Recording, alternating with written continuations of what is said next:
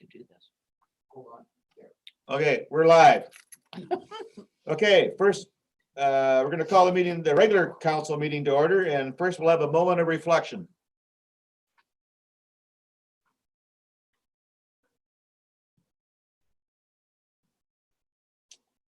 Thank you. We'll just make that a little shorter because we're a bit behind. If I have a motion to confirm the agenda. Disclosure. Oh, yeah, we asked, sorry. Well, we need a disclosure of pecuniary interest now or any point in time through the meeting. And if I could have a motion to confirm the agenda. Doug Kellum, Bob Wilhelm, those in favor? It's carried. We have consent agenda 5.1 to 5.7, which includes your minutes and whatnot.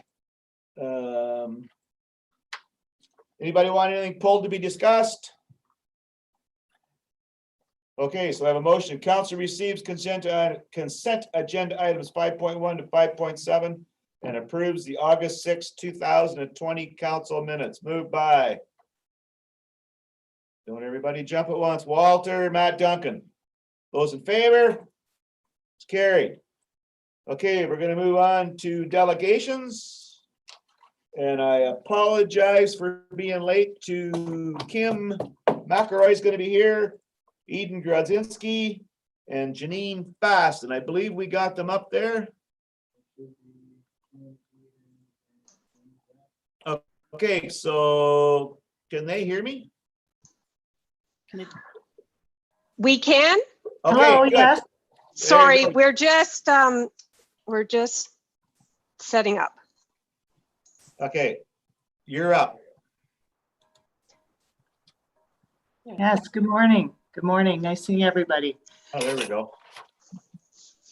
Perfect. Take it away. So through your worship, it is my pleasure to attend this meeting with two of my coveted housing team members, Eden Grodzinski, the manager of housing, and Janine Fast, the Housing Stability Policy and Program Coordinator. Today, we are able to share with you the recently approved and endorsed Housing and Homelessness Plan for Stratford, Perth County, and St. Mary's. Through this presentation, we hope to educate and create awareness of the role of social services within the county and illustrate to you, by shifting our resources and services provisions, how we will go from the previous ideology of managing homelessness within Perth County to the new framework with a focus on ending chronic homelessness by creating attainable housing options, sustaining community housing, and addressing a diversity of needs. So at this time, I'd like to thank you for your time this morning and turn this over to Janine and Eden for the presentation. Thank you, Kim. I'll begin. Good morning, and on behalf of the housing team, thank you so much for giving us this opportunity to tell you about our programs and services and what we're doing to address affordable housing and homelessness in our communities. Janine, can I have the next slide? Our presentation today will focus on the updated 10-year housing and homelessness plan for the community for the years 2020 to 2024. But to set the context, I'd like to begin by telling you a little bit about the housing and homelessness services that we offer through the City of Stratford and clarify some of the terminology, as the terms affordable and social housing are often confused. While all social housing is affordable, the term social housing refers more specifically to housing that is subsidized by a level of government. Janine, next.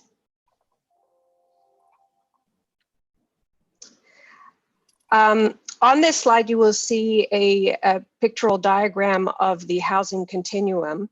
Affordable housing is a much broader term and includes housing provided by the private, public, and not-for-profit sectors, as well as all forms of tenure, whether it's rental, ownership, cooperative housing, or cooperative ownership. It also includes temporary as well as permanent housing options. In other words, the term affordable housing can refer to any part of the housing spectrum, from temporary emergency shelters through to transitional housing, supportive housing, subsidized housing in community housing providers, market rental housing, or market home ownership. Next, please. For the purposes of our 10-year housing and homelessness report, we've clarified these terms even further as the Ministry of Municipal Affairs and Housing has adopted the term affordable housing to refer to a specific form of rental housing that is constructed, that has been constructed since 2002. These are units that where the rents are maintained at or below 80% of average market rent within a certain market area. And the funding that we get for this means that the housing that we build with this, these grants need to be maintained at these rental rates for at least 20 years. Based on community feedback, we've embraced the term attainable housing, which we are using to refer to the entire spectrum of housing options. It is important to note that attainability refers to more than whether the unit is affordable to the income level of the household. It encompasses suitability, which means are there enough bedrooms for the makeup and size of the occupants? For example, does a household of 5, it is a 1-bedroom unit appropriate for a household of 5. It also looks at issues like accessibility and availability in the marketplace. In addition, in keeping with the National Housing Strategy and provincial policy guidelines, we've updated the term social housing to call it community housing. This is housing that is owned and operated by nonprofit housing providers, housing cooperatives, and government bodies. These units offer both RGI and or moderate market rents. Next slide, please. The City of Stratford is one of 47 municipal service managers across Ontario. This is a provincial designation. In this capacity, we are responsible for delivering social services to residents of Stratford, Perth County, and St. Mary's. Our work falls into 4 divisions: housing, Ontario Works, children's services, and we also operate the Anne Hathaway Daycare Centre. Next slide, please. With respect to housing, as the service manager, we are responsible for managing the local centralized waiting list for rent geared to income housing, providing oversight and support to community housing providers. There's a list of the local community housing providers on page 56 of the report if you're interested in finding out more about them. We also administer a variety of rent support programs. The eligibility criteria and housing amount of the housing benefit vary by program because they're funded through different streams from upper levels of government. But basically what this entails is people rent a unit in the private market, they pay rent geared to income, and we cover the difference between what the tenant can afford and the market rent. We also administer a number of different affordable housing grants, which are funded by upper levels of government. Over the past 5 years, we have leveraged these federal provincial investments with local funding from both private investors and the City of Stratford to construct 68 new attainable units in the community. And finally, we are one of the biggest landlords in the community. We own and operate 663 units throughout all municipalities in Perth County under the auspices of the Perth and Stratford Housing Corporation. Next, please. Our work in addressing housing and homelessness go hand in hand. We offer a number of programs and services to people who are experiencing housing instability, are at risk of eviction, are couch surfing, or find themselves without a permanent roof over their head. We offer short-term accommodations through the use of local motels. We provide funds to assist with moving costs, last month's rent deposit, and rent or utility arrears. With COVID, we were very fortunate to receive a provincial grant through the Social Services Relief Fund that has allowed us to enhance emergency accommodation services as well as the rent bank program. We also offer outreach supports to individuals who are experiencing homelessness and to households living in community housing who are at risk of eviction. In 2018, we established a brand new Housing First program called SHOP, where we offer intensive case management to high acuity households experiencing chronic homelessness. Later on in the presentation, my colleague Janine will tell you a little bit more about the work we're doing to address homelessness more broadly. Next, please. So you may be asking yourself, why a 10-year plan? That seems like a very long time, particularly given the changing environment that we find ourselves working in these days. In 2010, the province released a long-term affordable housing strategy, which sets out to transform what was then a provincially controlled housing system into a more flexible, community-centered system, which focuses on the entire housing spectrum. Legislatively, all service managers are required to produce a 10-year housing and homelessness plan and update them every 5 years. The updated plan that you have received in your agenda package is our first 5-year update. It builds on the original plan, which was released in 2014, and takes into account the progress, consultations, and research that have taken place since the initial strategy was released. We began the review process in late 2018 and completed it last year. We received ministry approval earlier this spring and are now happy to release it to the community. Next.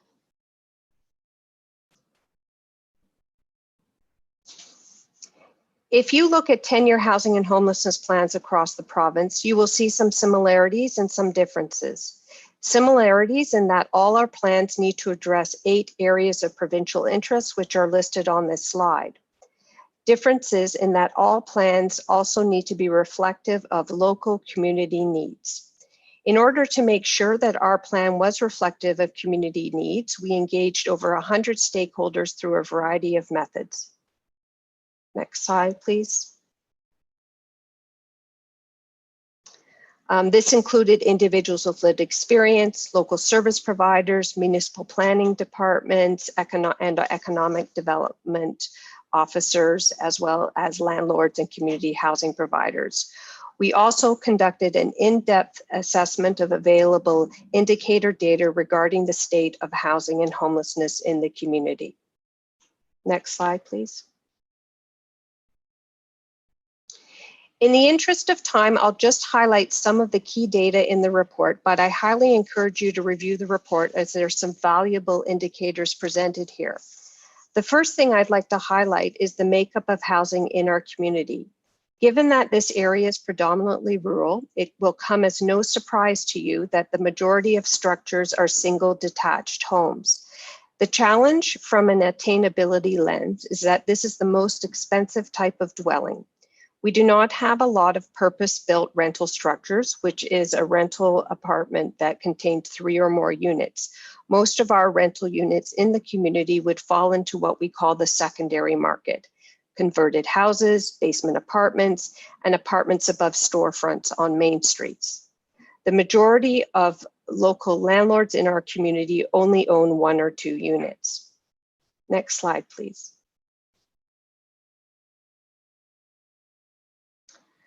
I'd like to take a minute to explain how to read the table on this slide because it's very informative. Across the top in dark blue, we have income levels for this service manager area divided into 10 equal percentiles. The next line, the light blue, shows what someone that earns that income level could afford to pay to purchase a house in our community. Think of it as a reverse mortgage calculation. On the left, you will see some average resale prices from the MLS. These numbers are from 2018. And as you are probably aware, the housing prices in our community have skyrocketed dramatically since in the past few years. According to the Huron Perth Association of Realtors, the average price of all residential properties sold between March 2019 and March 2020 increased 15%. And we know we've seen even greater increases over the past few months. The average price of a residential property as of March 2020 in this community was hitting a high of $420,626. So you can see that the data that we used in this report is already out of date. However, what I would point your attention to are the beige box areas. These beige shaded areas show you who can afford what dwelling type.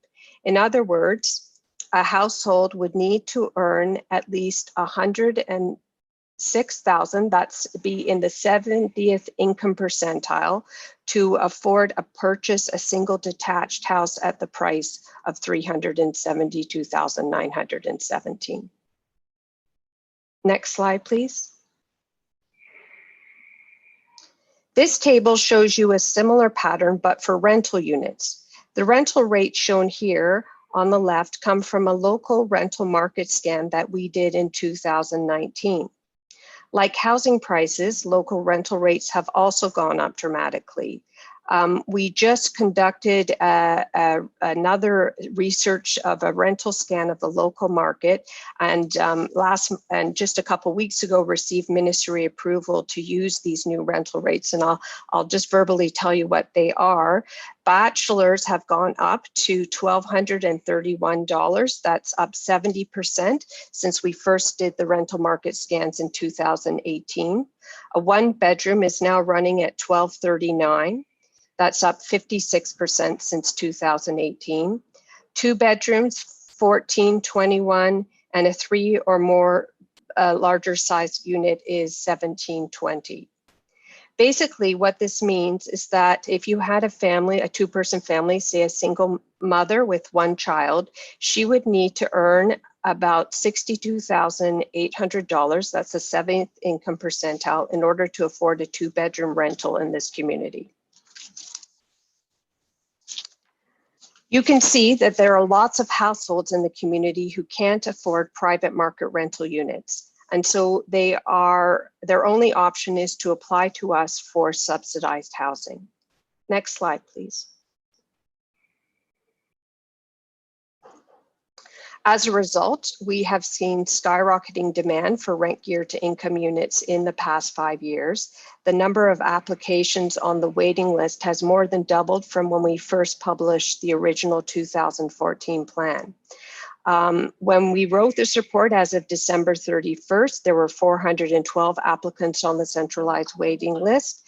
I just pulled the new numbers. As of July 31st of this year, there are now 486 households on the waiting list, which is an 18% increase over the first 6 months of this year alone. Most of the applicants are looking for one-bedroom units, and the map to your right shows you where applications are coming from. People can apply to units throughout the community, and you will see that, in fact, we have a great number of applicants coming to us from outside of the Perth County as well. Next slide, please. In addition to the RGI waiting list, we also maintain a real-time list of all people experiencing homelessness in our community. This is called a by name list. I'm pleased to report that we've actually seen some positive movement on this list. As of July 31st, 2020, we have 109 households, which is a reduction of 11 people experiencing homelessness from when we published the data in this report. The challenge is that 99 or 91% of these individuals on the list are experiencing chronic homelessness, which means they've been homeless for 6 months or more. Next slide, please.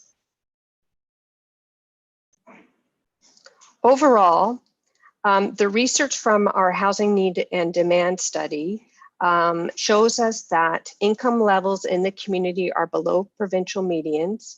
We are seeing an increase in the proportion of households living in low income. We have an aging population and overall the total population is projected to grow at a slower rate than the province. We have identified certain population groups that are especially vulnerable to housing instability, and that includes Indigenous peoples. We are seeing a rise in housing costs, both rental and ownership, a decrease in availability of rental units. We have low vacancy rates here in both home ownership and rental units. As well, and as a result, we are seeing a great increase in demand and the number of applications for rent geared to income housing. And without further ado, I'd like to hand things over to my colleague Janine, who will walk you through our updated strategic goals. Good morning, everyone. Yes, so based on the data that Eden just went over with you, as well as all the information that we gathered through our community consultations, I'll just share some of those key components of our updated plan. So first, our vision. Everyone has the right to a home that is safe, suitable, and affordable, and to supports that help them keep their home. And this vision really reflects our local values and goals.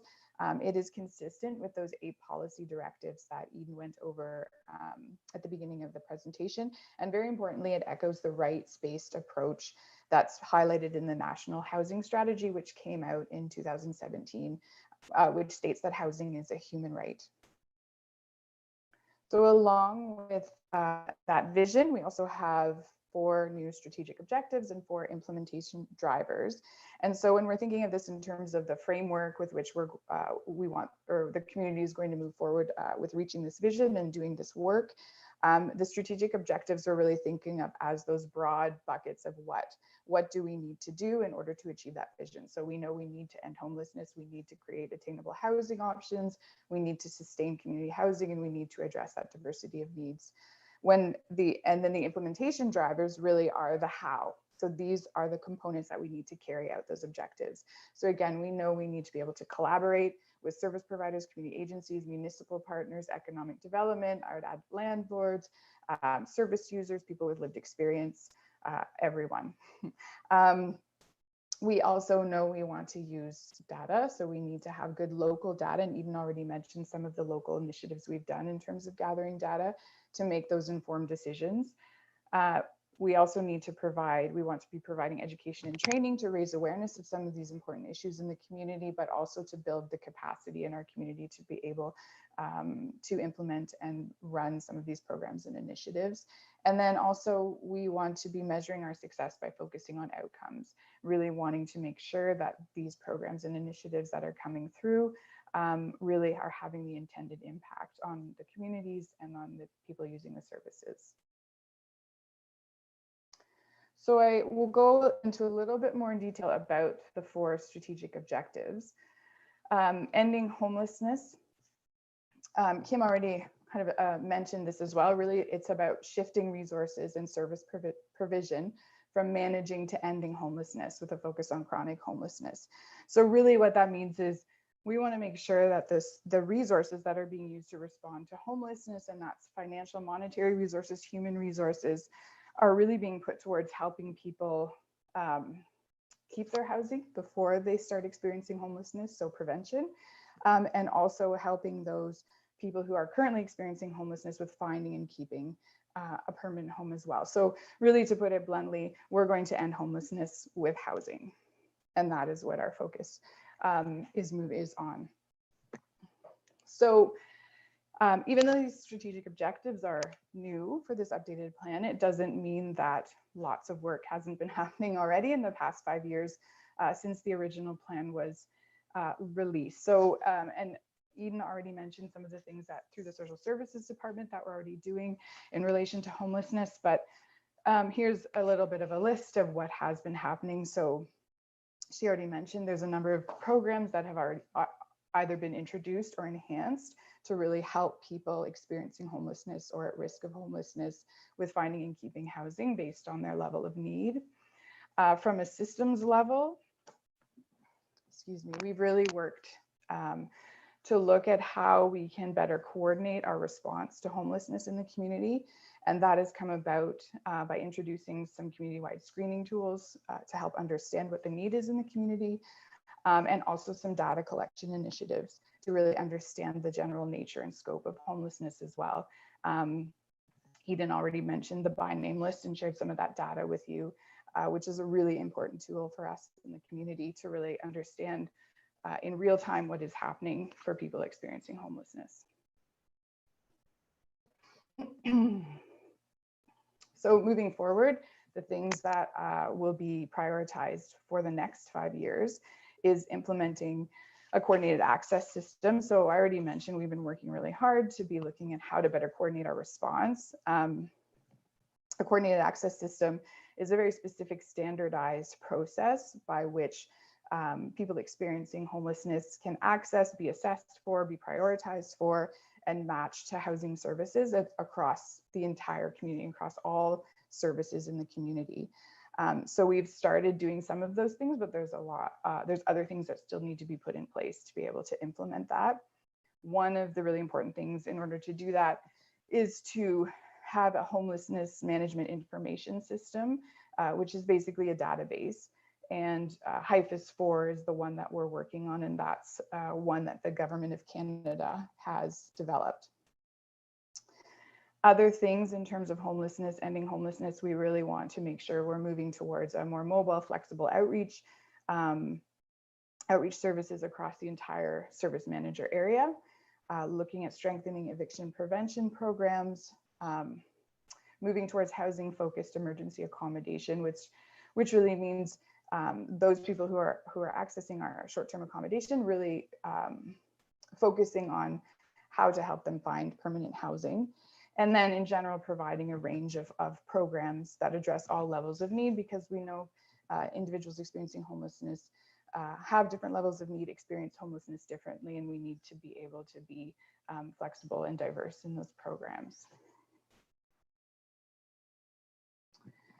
So moving on to strategic objective number 2, creating attainable housing options. So increasing the range of housing options that is available, affordable, appropriate, and achievable to meet people's needs, situation, and choice. So again, in the last 5 years, quite a lot has been happening. So we've been working really hard in doing that in these communities.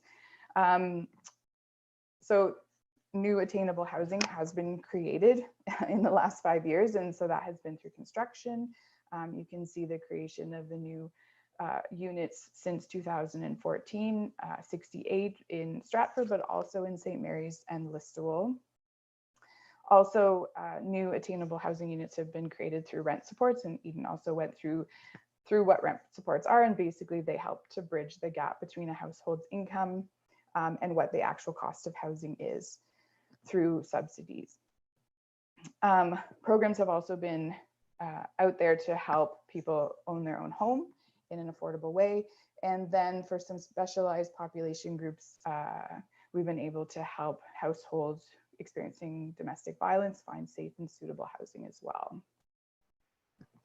Again, in terms of sort of broader strategic or systems work, certainly local municipalities, yourselves included, really been identifying the importance of attainable housing and how much of a priority that is in all of our communities. We've also looked at getting local data. You mentioned one of those initiatives that have really enabled us to provide some increased funding for low-income houses to be able to afford housing when we see all those rental units increasing in cost. And then also looking at how to support service providers, members of our community with the tools and resources to really understand the importance of attainable housing and what is really needed to support successful tenancies. So moving forward, more of the same sort of work. We want to keep creating attainable housing options, whether that's through construction, and along with that, looking at how we can work with our municipal economic development partners with incentivizing building attainable housing in our communities. Also looking at how to create more rent supports for attainable housing options as well. We want to continue to hone our data gathering strategies to really continue to understand the local housing supply and those costs. Also looking at continuing to engage landlords and really support them, as they are a very key stakeholder in attainable housing in our communities. And so how can we increase some of those opportunities in the private market by supporting landlords?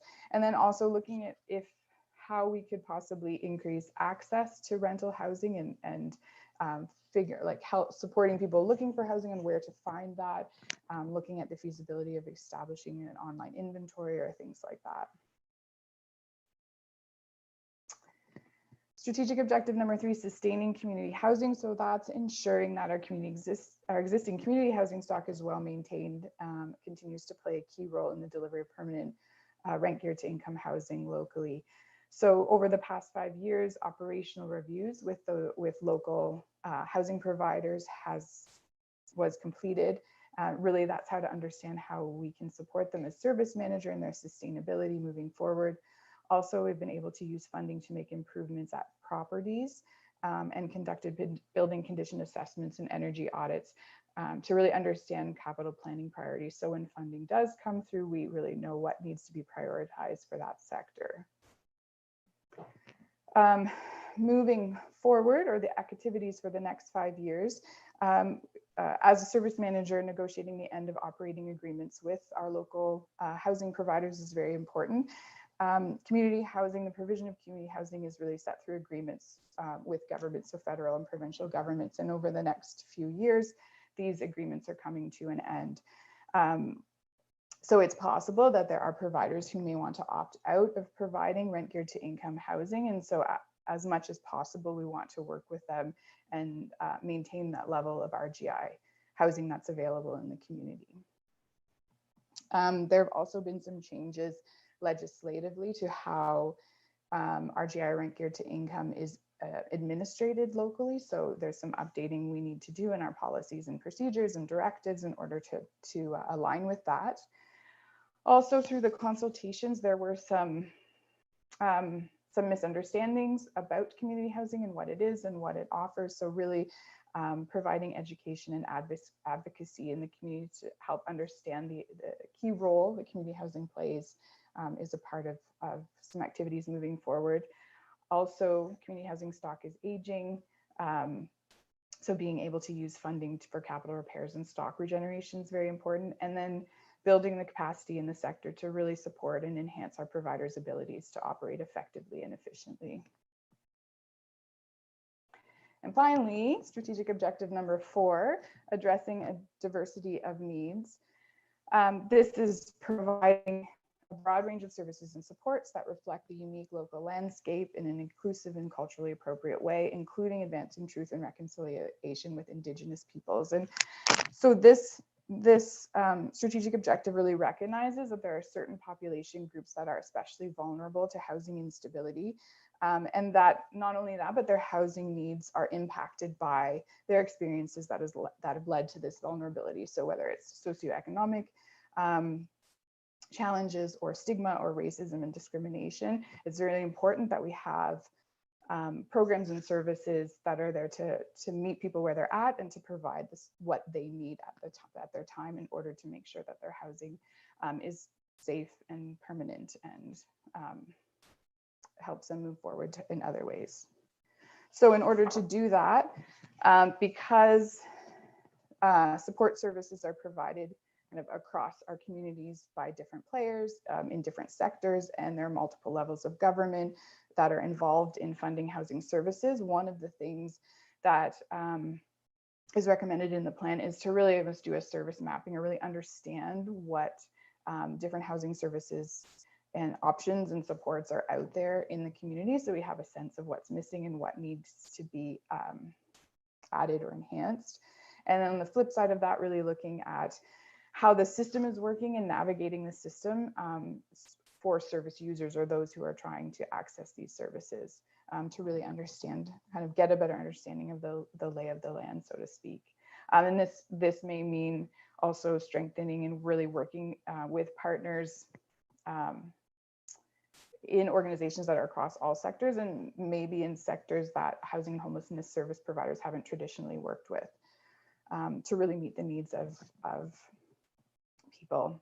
A really important activity to in terms of addressing needs of all the residents in our service manager area is making sure there's access to services for residents in the rural parts of the area, as well as building local capacity to strengthen relationships and provide supports to Indigenous communities.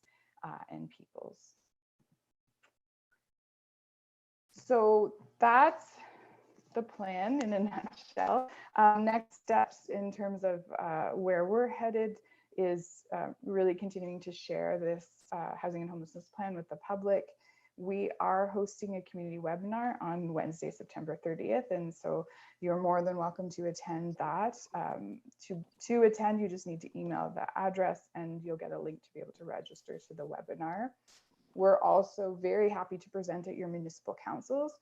We could present something similar to this, or if there's other information that you're interested in learning about or other questions you'd like kind of address, then we're very open to that and we're happy to do that. So we'll open up to questions, I guess. The highest per capita income in Ontario per year. Anyway, thank you very much. If I could get the counselors' faces back on the screen, that would be really nice.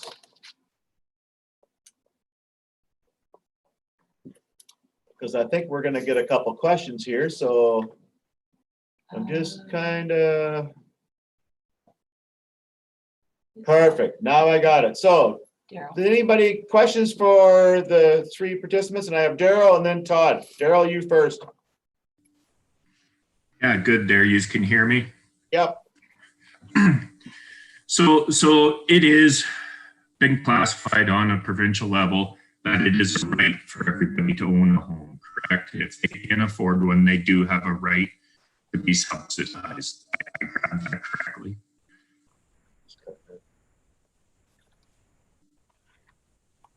Daryl, you're cutting out. I can't hear you. You can't hear me at all. I heard you for about the first line and a half. So it is a right for people to afford a house. Yes, so the National Housing Strategy, that's one of the important points that they've made. And I don't think it's necessarily meaning that everyone has a right to have a roof over their head, basically, right? Like it's a basic need. It's not necessarily something that's a privilege or something that we people, because they deserve it, it isn't based on anything, but like everybody needs a home. I don't think it means that everybody how to say it doesn't necessarily mean that like different types of housing might work for different people, right? So there may be some people who require a subsidy to help them. There are some people who can afford to own their own place. There are some people who don't want to own a house, that would rather rent. So I think, but it's just that idea that everyone has the right to have access to that, to have a house.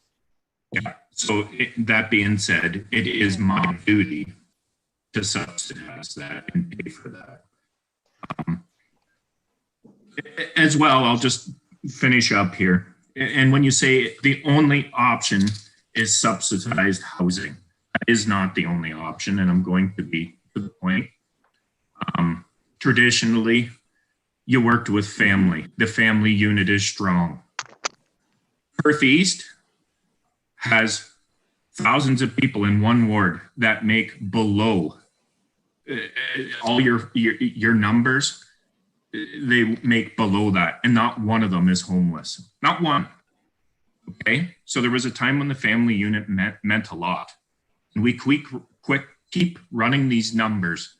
There's no utopia solution. There's 2,000 years of solid documentation that ensures us that homelessness is always going to be with us. There's no utopia solution. I become so frustrated with this. You run out of spending other people's money. Right now, there's a good chance the equity in my home, I'm going to have to pay income tax on that. So when's the end? There's nothing within this. What is the root cause why these people are homelessness, and we know it's going to grow? It's not there. Am I frustrated? Am I hurt? Yes. There isn't one job in Tavistock right now that allows somebody to buy a house. The average house for a 40, 50-year-old bungalow is 500 grand. There's no utopia solution, and I'm going to put this to the council too. We have big choices ahead of us, and I believe there's a bigger underlying issue with all this, and it needs to be changed. And again, Perth East has thousands of people who make below minimum wage or minimum wage, and not one is homeless. And it's of a certain class of people, and maybe they have something figured out that the rest of us need to look at. I'll tell you right now, you can look at any city that keeps going down this route. It don't get better. The government's print more money and hyperinflation. It hurts. It irks. It hurts. Because I've killed myself, and I'll tell you, I can hardly keep my head above water. And we have to look at the underlying root issue of all this, and it never gets talked about. We prop up drugs, injection sites, and everybody has a right. The only option is subsidized. No, it's not. I get a little bit. We have to have homes where people can be helped out for a few days here down the road. The church groups need to be brought into this. But no, they're shunned because we might trigger somebody. That's what I've been told within government. We might trigger somebody if we were to our faith-based groups, a mosque, anything. No, you can't have them involved. I think it's a mistake, and there needs to be a little more digging at the bottom of this before we can go forward with this at this rate. There's no utopia solution. I'm telling you now, there's not. There isn't. Okay, Daryl, I'm going to stop you there. I think you've made your point. Todd, you have a question? Thank you. I have just a couple brief ones at this point. Kim, you mentioned in your early remarks that the plan was approved. Can you describe the approval process and whether that inclusion or that process was to include the appropriate tiers of government that are involved by mandate in housing? Through you, Your Worship, I'm going to answer on behalf of Kim McElroy. I send her apologies. She had another conflict at 10:30 that she had to step off to. So as we mentioned, there's provincial policy guidelines which we had to make sure the plan met. We did consultations and met with all of the municipalities within the area. So I believe you're from North Perth. We met with the CAO and the Economic Development and Municipal Planners. We also held a consultations throughout the community, got their input. We wrote a draft plan, which we presented to Stratford City Council, would have been September, October of 2019. That was shared with the Municipal Liaison Committee, which many of you are members of, the shared committee. That draft plan was then submitted to the Ministry of Housing. The Ministry of Housing had an opportunity to review and comment on the plan. We did not receive any comments from them. They approved it as is. And then we took the final plan back to Stratford Council, which was approved in August. So those of you on the Municipal Shared Services Committee will see it at the next, I believe it will come forward then. Okay, well, I will concede that perhaps there's a process that was followed, but certainly as Mayor of North Perth, I did not see this document before the distribution of it with the agenda for this meeting. And of course, as you probably know, this is a priority issue for my mayorship and in North Perth. So I am expressing concern that the only lower tier government or the only single tier government that saw this and approved it before we see it today was the City of Stratford. I understand they are the service provider, but I think that there may have been a need for greater consultation with all of the political stakeholders and not just our CAOs or members of a specific committee. Second question with regard to Todd, yes. I'm going to let you ask that question. I'm just going to make one comment to your first question.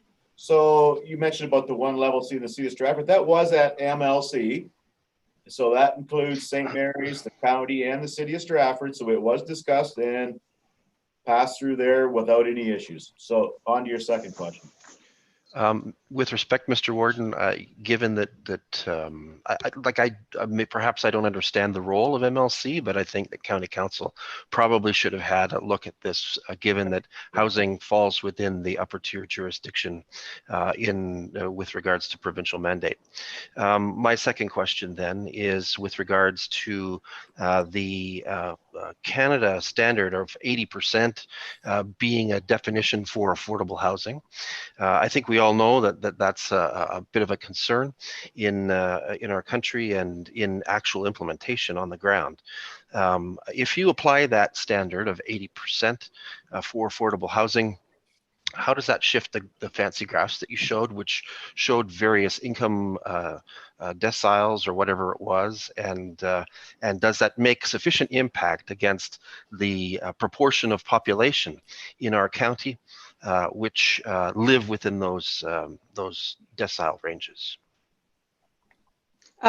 So through you, Your Worship, first of all, I take your comment. I just want to your first question, I take your feedback about a broader consultation with the lower tier municipalities, and we will definitely take that under advisement and move forward and expand our engagement for the next time we're doing such reports. We know that affordable housing is responsibility of all three levels of government, and so it is our hope moving forward that we are engaging and working with you more collaboratively, which is why we're here. As far as the 80%, yes, this is, so there's multiple definitions of affordable housing, which is why I tried to start the presentation with that. The Canada Mortgage and Housing Corporation actually uses this 30% threshold that you may be familiar with. It basically says that anybody who's spending more than 30% of their household is at risk of homelessness. So obviously 30% means a very different thing for a household that is earning $25,000 a year versus a household that's making six figures. My affordability is very different than some of our clients, and that's just the nature of things. The 80% figure where we're constructing, and that's what the landlord needs to maintain the rent at, because the rents are so high, to be honest, 80% is not affordable to many, many households in the community, particularly individuals who are living on minimum wages, and so forth, especially as we're seeing rates increase dramatically. So it is a challenging one, but this is the grants that we get, that's what it's based on. Okay, Mr. Warden, if you'll indulge me, I have one or two more just to make sure, but I can take a turn if you want other councillors to jump in. With the other hand, so keep going until I stop you. Okay, thank you. With regards to home ownership, I find myself interested. I didn't note in the plan much of an emphasis on home ownership and novel approaches and stimulating novel approaches towards home ownership. I find that a little bit worrisome, actually, given the circumstances that our society faces at this point, and given that when you look at the reality of many low income or lower income in your lower deciles, the challenge that they face often is that they will pay far more for market rent than they would for a mortgage on a home. And I say that somewhat cautiously because I appreciate that real estate prices have skyrocketed in Perth County. Certainly in my own neighborhood, I can tell you a gruesome story of almost 100% increase in the last 4 years, which is just not making house ownership reasonable or viable for vast proportions of the population. But at the same time, the rental costs are at least as prohibitive as house mortgage costs would be. So I find myself very concerned that we're not looking or talking a lot about a novel approach stimulation to home ownership.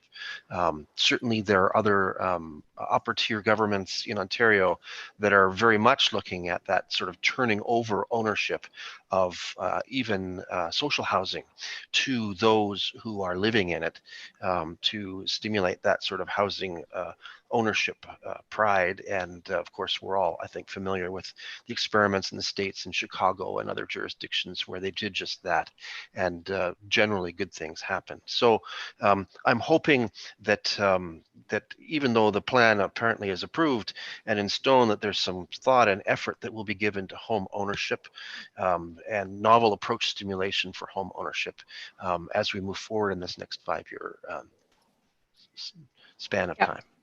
Through you, Your Worship, absolutely, Councillor Kassenberg. I agree with many of your points. It was not our intent when we talk about that's partly when we talk about creating attainable housing options. It is referring to the entire spectrum, and you will see home ownership is on one of those options. We know that 70% or more of the households in our community are owning their homes, not renting. It is the majority. And one of the things I didn't mention is we actually have a home ownership program that we run through our office. Unfortunately, the funding is just tapped out. We're just looking to increase it. But what we do is provide individuals with 5% down payment to go towards a lower end of the market home. And this has been a very fabulous program. In fact, we are just in the process of revamping it because we've now had individuals paying back their mortgages where they've and contributing back into this revolving fund. So we're looking at ways we can expand it. We know that by there's a portion of the population for sure, those rental rates that people are paying are for many people higher than my personal mortgages payment is. And we know that if we can get people into the homeownership market, that is a way to free up opportunities. So our hope is with the creating attainable housing options, the work we're going to do with municipalities is looking at some of those innovative models that we're seeing from other jurisdictions across North America, and how not just look at building rental, but low cost home ownership. I know I've had some conversations with some developers from other communities to bring them into the community that are looking at those methods with second mortgages and so forth. One more, Todd. Thank you. More a comment and scenario to reinforce my colleagues' appreciation for the challenge. When we look locally in North Perth at the housing stock and housing availability at this point in the private market, you'd be hard pressed to find anything below $400,000. And that's a grave concern, certainly because when you apply that to your chart with the deciles, you see that there are a whole lot of people who don't stand a chance. Now, if I may give you a specific scenario, I am concerned about those who are employed in our industrial manufacturing sector in North Perth in particular. They make about $18 an hour, and they work for organizations, distinguished organizations like Spinrite and LTI and Erie Meats and Grey Eggs. And these individuals who are working there, many of them are young. They're in that sort of 25 to 35 age range, and they couldn't afford rent on a 1 or 2 bedroom home against the standards that we talk about, nor can they afford to buy a home or get into the housing market as a homeowner in some way, shape, or form at this point. Those people are very significant to the labor problems that we have in our community, because if they're not here working those jobs, those companies have a labor reliability problem. So when we start to analyze many of the community factors that contribute to the health of our community, affordable housing, attainable housing, whatever word you want to use, is essential to maintaining the workforce. It's essential to mental health. There's implications for that. And it's essential to youth retention.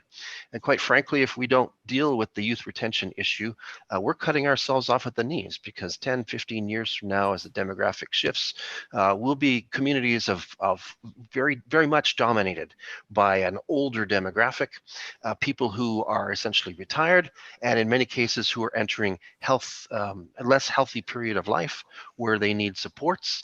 And if we don't have these young people here, there's no supports for them. So in the broad scope of things, creating a platform that supports affordable housing or attainable housing, and looking and making it possible for home ownership through innovation, is absolutely critical for the future health of our community and others across Perth County. I know I'm preaching in talking to the staff who are here to the choir, but I want to make it clear that my priority, when I think about the priorities, I am very concerned about making it possible for our young people to enter home ownership and even to have affordable rental ownership in our community at this point. And we need to take action. We can't sit and wait and form databases. We need supply. and we need income supports. And those things, in the absence of those things, these people will not stay here. They will not work here. They will not sustain the local economy. And as a consequence, we will see job departures and youth departures continue. And if anything, accelerate in the absence of action. Okay. I'm Other done. comments from other I'm done. councillors? I just have one question. In your report, you talked about end of operating agreements.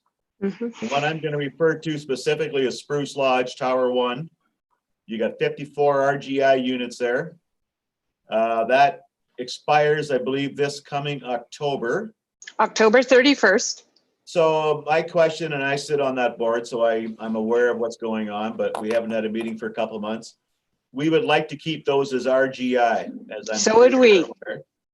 So would we. The difficulty is to keep the bills paid Mhm. while maintaining the RGI. Has there been any indication from the federal level where there might be some assistance on those? Through your worship, I am in ongoing conversations with Peter Boland, and it is our commitment to work collaboratively. We want to see those units maintained within the community housing stock as well. I have secured a 14th month grant through a program called COCHI, Canada Ontario Community Housing Initiative, which is funds that comes from the federal government that will provide unit subsidies to get us for the next little while we can do some further research. Towers 1, I'm happy to come to a board meeting of Spruce Lodge and talk a little bit. I've done some funding analysis. It was funded under a federal agreement, and the sustainability of it, because the mortgage is paid off, is a little bit different than some of the other ones that are coming up down the road, where they have higher percentages of RGI and receive a much deeper subsidy than actually Spruce Lodge does. But suffice it to say, we have just, it's on my desk, is we've given Spruce Lodge a few $100,000 between an operating grant and a capital grant this year in order to sustain it for the next few years. But long-term, we're working with the government. We are waiting on a new bill, 184, which was just passed recently, which will provide us with a framework for developing new operating agreements with providers. And that's currently, I got a little held up, we should say, within the provincial council because of COVID. But we're just awaiting on what that framework will look like. And so we've got this transitional grant for Spruce Lodge, and then see what comes down from upper levels of government. Thank you very much. There's just one other comment for you. So one of the issues with some of these RGI properties like Spruce Lodge Towers 1 and 2, we are very limited as to what we can put in reserve for capital maintenance down the road. And maybe that's something that needs to be addressed in ongoing deals or whatever, like the ability to, like if we have a year where we actually have surpluses, we can't necessarily put it in reserve for future work because it has to go back to the funder.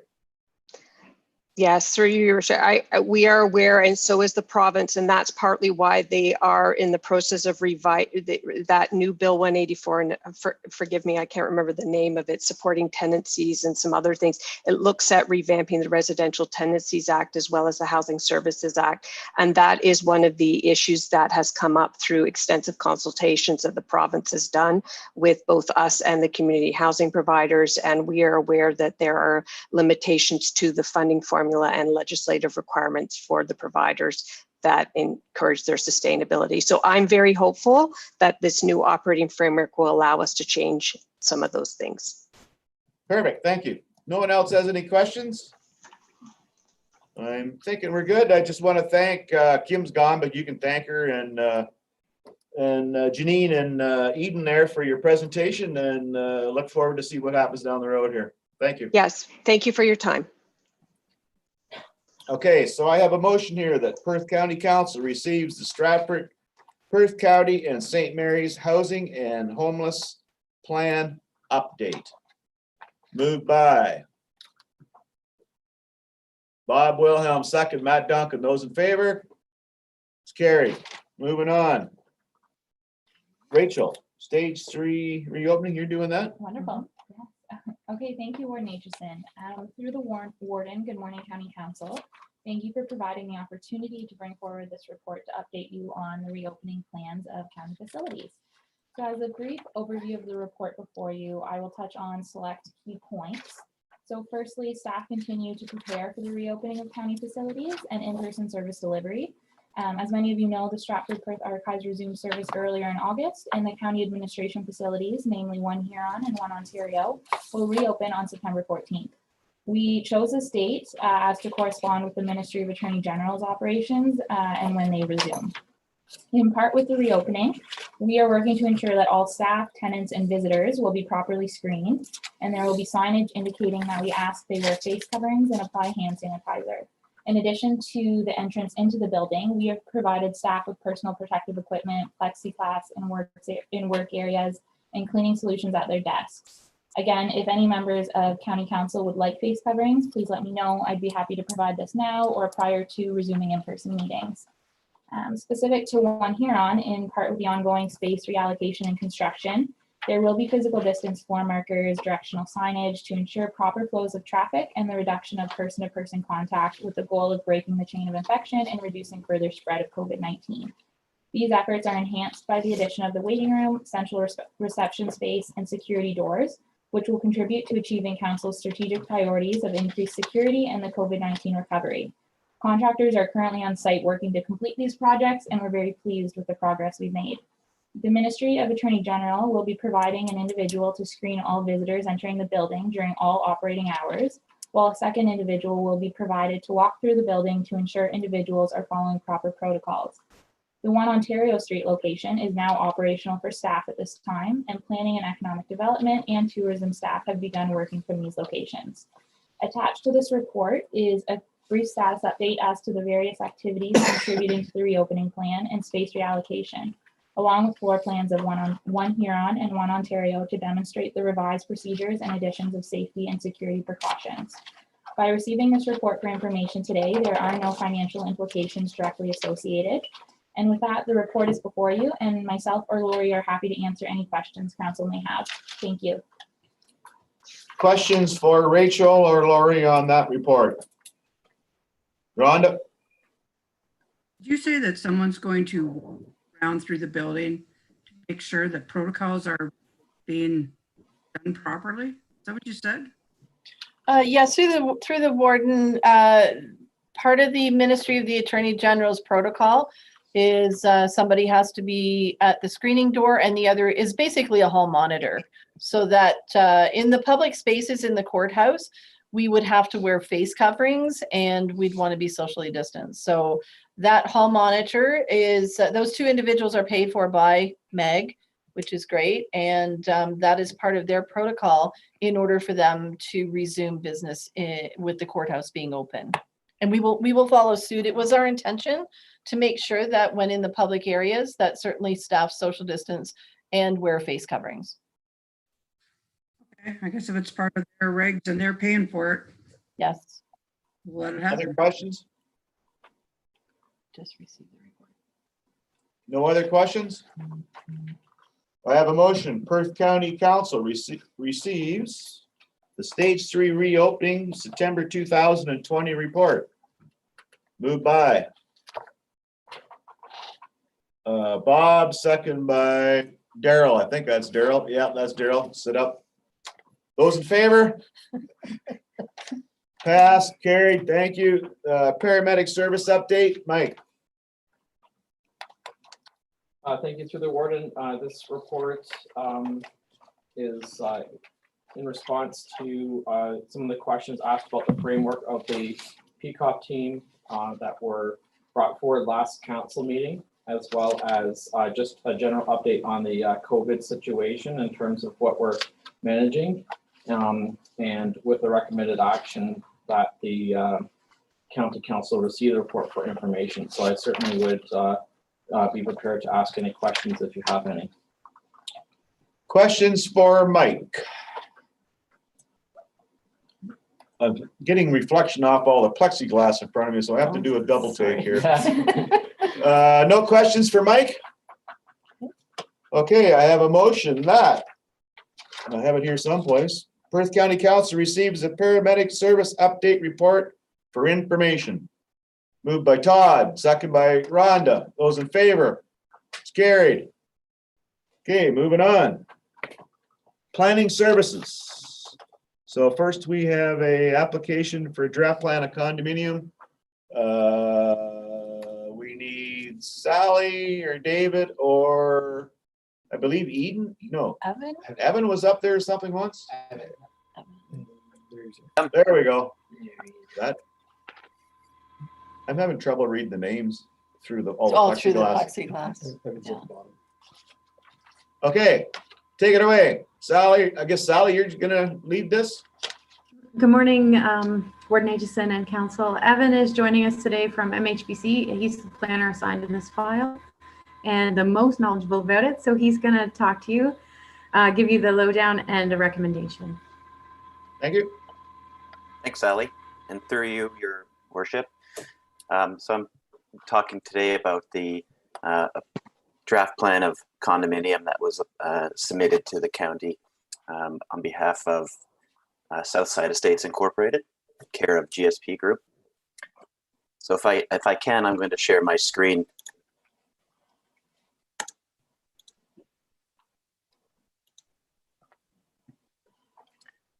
Okay, so just thought I would keep everything quick, sweet to the point, given that you have a long agenda. So this is the Milverton Meadows draft plan of subdivision. It was approved some time ago, and the draft plan of condo that has been proposed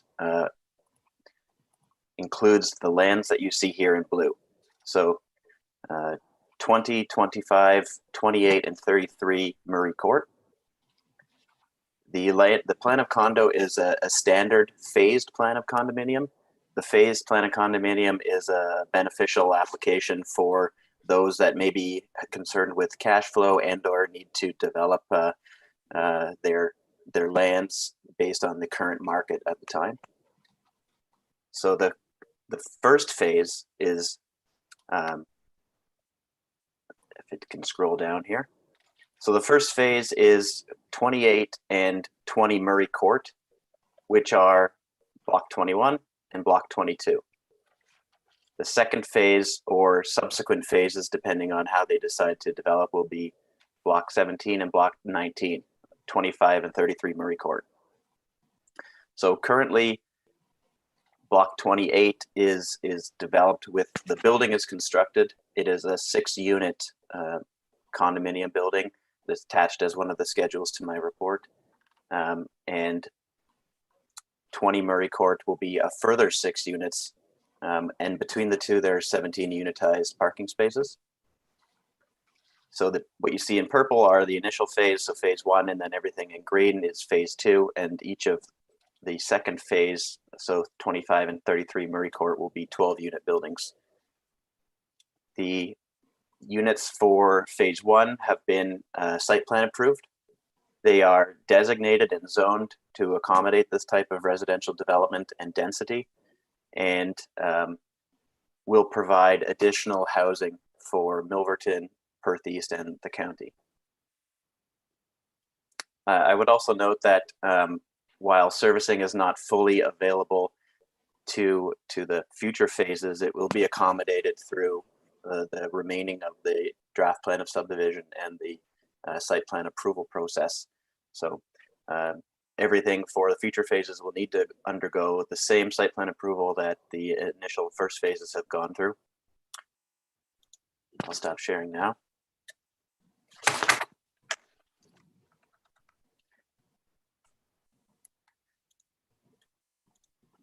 So the recommendation to council is that you receive the report for information and then approve the draft plan of condominium subject to the approval conditions that we have provided. And I would also note that local council has passed a resolution asking county council to approve the same, and has approved all draft approval conditions that we provided.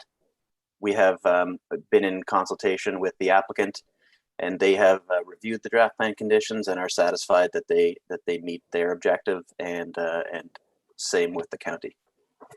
And I'll leave it at that. Perfect. Questions for Evan? Kevin, right? I can't read that. Evan. Questions for Evan? Well, Todd. This is just one of those like background information, sort of still learning the roles of planning. But if I followed what you just said, there is a building that has already been constructed and situated in one of the blocks. And I'm just wondering if you can sort of give me a brief learning lesson or education on why we now are seeing a plan of subdivision after one of the entities has been built. Sure. Through you, Your Worship. Just to clarify, perhaps I didn't touch on that enough. So the Milverton Meadows draft plan of subdivision was approved first. That was the first step. It has been approved several years back. They followed up with so these were blocks prepared specifically for multiple unit residential development. They received specific designations for high density residential and site specific zoning to accommodate those uses, and specifically this type of apartment dwelling. So the subdivision was in fact approved first, and then they, through the multiple block process, they went through site plan approval.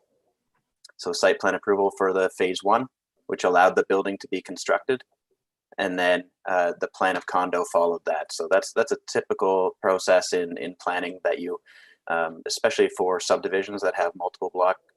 If the developer wants to go for a plan of condo, they can apply for that through the site plan approval process subsequent to the plan of subdivision. You good with that, Todd?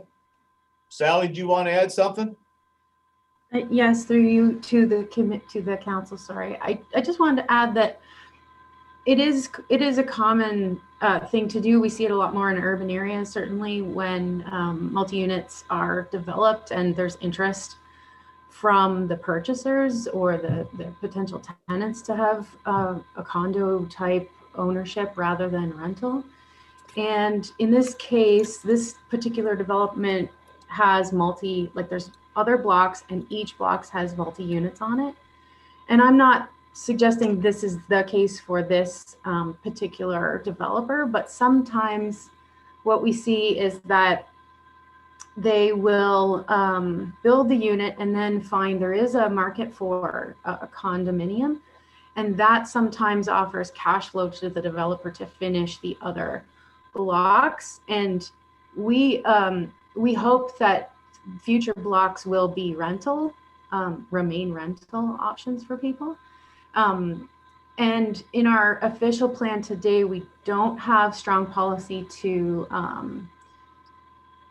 compel a developer to justify a departure from rental and into condominium, but in our new official plan, it's certainly a policy that we want to implement and strengthen, so that each time we look at a condominium like this, where it's this is a standard condominium, but if it was a established rental, and it was converting after the fact, like people were living there and it was going to convert later, we'd want to have some checks and balances that we were tabulating our rental stock and not decreasing it to a level that our official plan says we can't accept. But so I just wanted to give that little bit of background on condos and how it relates to rental. And this one in particular is not a conversion of rental units. It's a standard condo that is being proposed as part of this developer's plan to further the rest of the development. But it's a good opportunity for us to talk about condos and to learn a bit more about them as we go, because it is going to be something we see more and more of in Perth County. Thanks, Sally. Any other questions for either Evan or Sally? Not seeing anybody with hands up. I have a resolution here that the Council of the County of Perth received the report entitled Application for Draft Plan of Condominium by Southside Estates Inc. PE 20-01 affecting property described as blocks 17, 19, 21, and 22 on registered plan 44M-58 in the township of Perth East, brackets 20, 25, 28, and 33 Murray Court, Milverton, dated August 19, 2020. Prepared by the consulting planners for Perth County for information, and that the council of the county of Perth approve the application for draft plan of condominium by Southside Estates, Inc., PE 20-01, affecting property described blocks 17, 19, 21, and 22 on registered plan 44M-58 in the township of Perth East, brackets 20, 25, 28, and 33 Murray Court, Milverton, as circulated by the county on June 15, 2020, subject to the 13 conditions in the report. And I changed that to the 13 condition in the report, so I didn't have to read your conditions for the next hour. They're all in there. If you have any questions, now's the time to bring it up. Do I have a mover and a seconder? Rhonda moves. Doug Ite, I think that is. Yep. Seconds. Those in favor? It's carried. Okay, thank you. We're moving on to the next one. And that is the official plan amendment for the Roy Natwary lands. Is that Sally or is that an Evan one? Evan is going to share this one with us today as the assigned planner. Okay, thank you. Take it away, Evan. Thank you. Through you, Your Worship. I'm sharing my screen once again. So the county received an application from Mr. Roy Natwary for a surplus farm dwelling severance. And as you can see on my screen, the application is for the severance is here in red. So in reviewing the application, county staff identified that the subject lands where the severance is to be located is in fact designated mineral aggregate resource, primary or secondary resource. However, the primary the majority of the lands are designated agricultural. The zoning for the subject property is also designated agricultural, but with a special provision, which is the A2. And the A2 zone applies to potential sand and gravel deposits identified in the Perth County OP. So that triggered our review of the severance policies of the aggregate section of the county's official plan. And through a review, we determined that it was not possible for Mr. Natwary to undertake a surplus farm dwelling severance as the policy framework doesn't permit that form. However, the permitted uses in both the aggregate designation and the agricultural designation allow for farm uses. And he has had an agricultural operation on that property for more than 30 or 40 years. So it is a permitted use, and the primary or secondary aggregate resource designation is based off of information provided by the Ministry of Natural Resources and Forestry through their ARIT mapping, which is the aggregate resource information papers, and their unpublished mapping through the Ontario Geological Survey. So we had certain requirements for Mr. Natwary to undertake this severance. So the number one was that he prepare and submit an application for an official plan amendment to allow for a site-specific exemption be added to section 10.5.14 of the county OP to the effect that notwithstanding the severance policies and the aggregate designation, that Mr. Natwary be allowed to undertake a surplus farm dwelling severance on his property, subject to him following the criteria of the surplus farm dwelling severance policies in the county OP, which is section 5.6.3.1. And in terms of regularizing the property, allowing the single detached residential dwelling remain. So I should note that through this OP, there will be no change to the development of the land. They will be maintained status quo. Mr. Natwary would, if the OP is approved and then the subsequent severance approved to be heard under a for another application through the Land Division Committee. If that's approved, then he would maintain the retained parcel and use that for farming and sell the severed parcel. So what we've asked of you today is to approve OPA 190, receive the report for information, and through the approval of OPA 190, the adoption of bylaw 3770-20, which would pass OPA 190, allowing Mr. Nattleberry to undertake the surplus farm dwelling severance. And I'll leave it at that. Thank you. Okay, thanks, Evan. Do I have questions for Evan with regards to that application? Or do I have any comments from anybody? Sally, you have anything to add?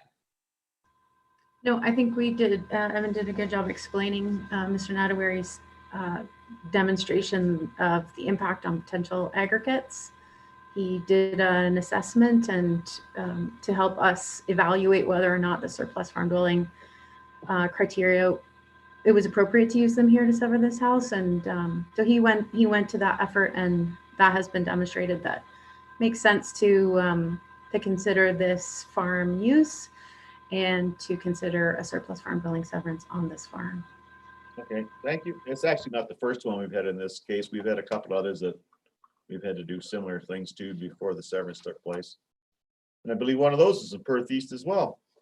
Anyway, I have a motion here that County Council receive the report entitled Application for County Official Plan, Amendment number 190 by Roy Natwary, affecting lands described as Lot 34, Concession 13, Ellis Ward, part of Lot 33, Concession 13, Ellis, as in R373044, Township of Perth East, 5376, line 49, Perth East, dated August 20th, 2020, prepared by the consulting planner on behalf of the County of Perth for information, and that County Council approved the application for an official plan amendment number 190 for Roy Natwary, affecting lands described as Lot 34, Concession 13, Ellis Ward, part of Lot 33, Concession 13, Ellis, as in R373044, Township of Perth East, 5376, line 49, Perth East.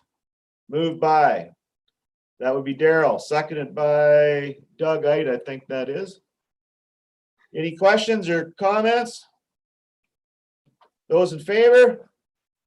Carried. Thank you. Thanks, Evan. Thank you, Your Worship. And we're moving on to corporate services. So first is activities report for the Perth Archives. I'm just bringing Betty Jo in now. Betty Jo up there? The housekeeping. That's what I thought. Did I say that guy's name right? That one? Not aware here.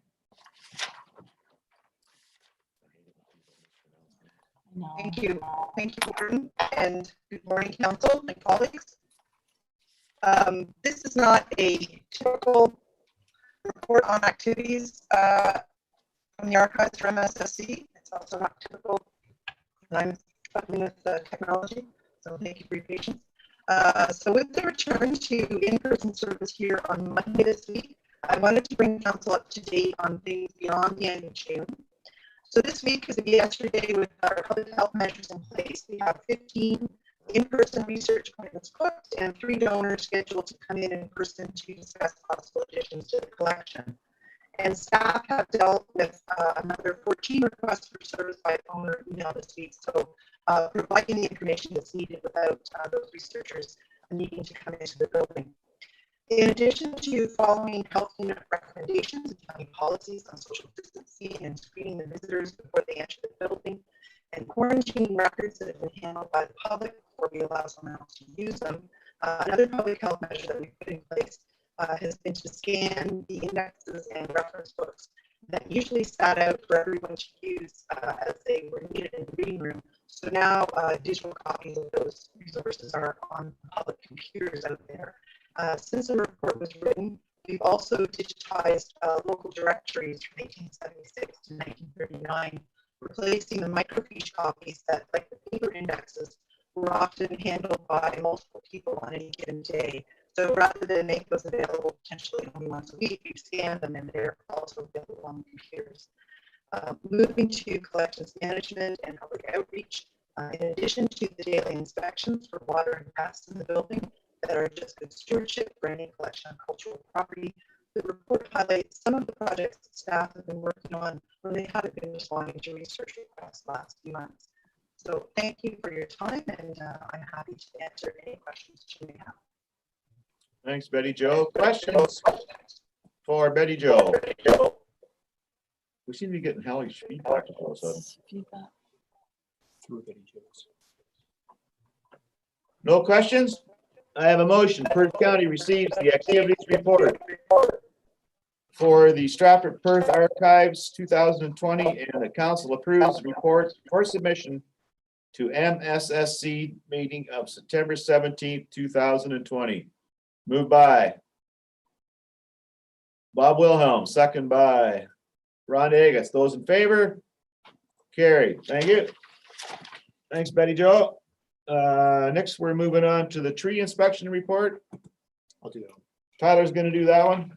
So through the warden, the report in front of council today is with respect to the monthly July 2020 tree inspectors report prepared by Marvin Smith.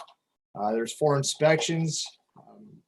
If council has any questions, I can forward them off to Marvin and we get a response back before next council meeting.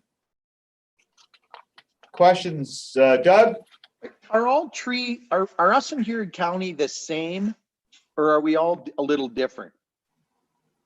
Does anybody, only Marvin would know that, right? I think the tree bylaws are not identical. There is differences. I don't know exactly what they are.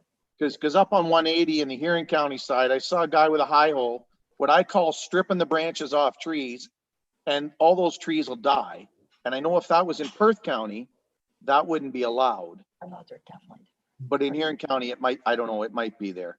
It just was odd that the guy was just going along with the high hole around the outside of a bush, ripping the branches off. So, yeah. I know ours are slightly stricter than Huron County, but I kind of thinking they might not want that going on up there either. There's a way to trim those trees and it's not with a high hoe. Any other questions? Seeing none, I have a motion. Perth County Council receives the July 2020 Tree Inspectors Report for information. Moved by Matt Duncan, Walter McKenzie, second. Those in favor? Carried. Thank you. Moving on again. We got Corey coming up here.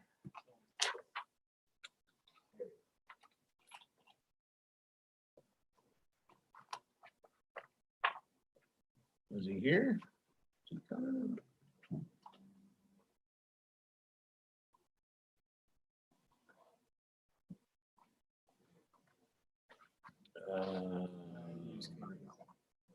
Corey, you're up. Yeah, sorry, Cpi there's Report. a little delay when you get transferred from attendee to panelist, and then the reason why you didn't see me right away.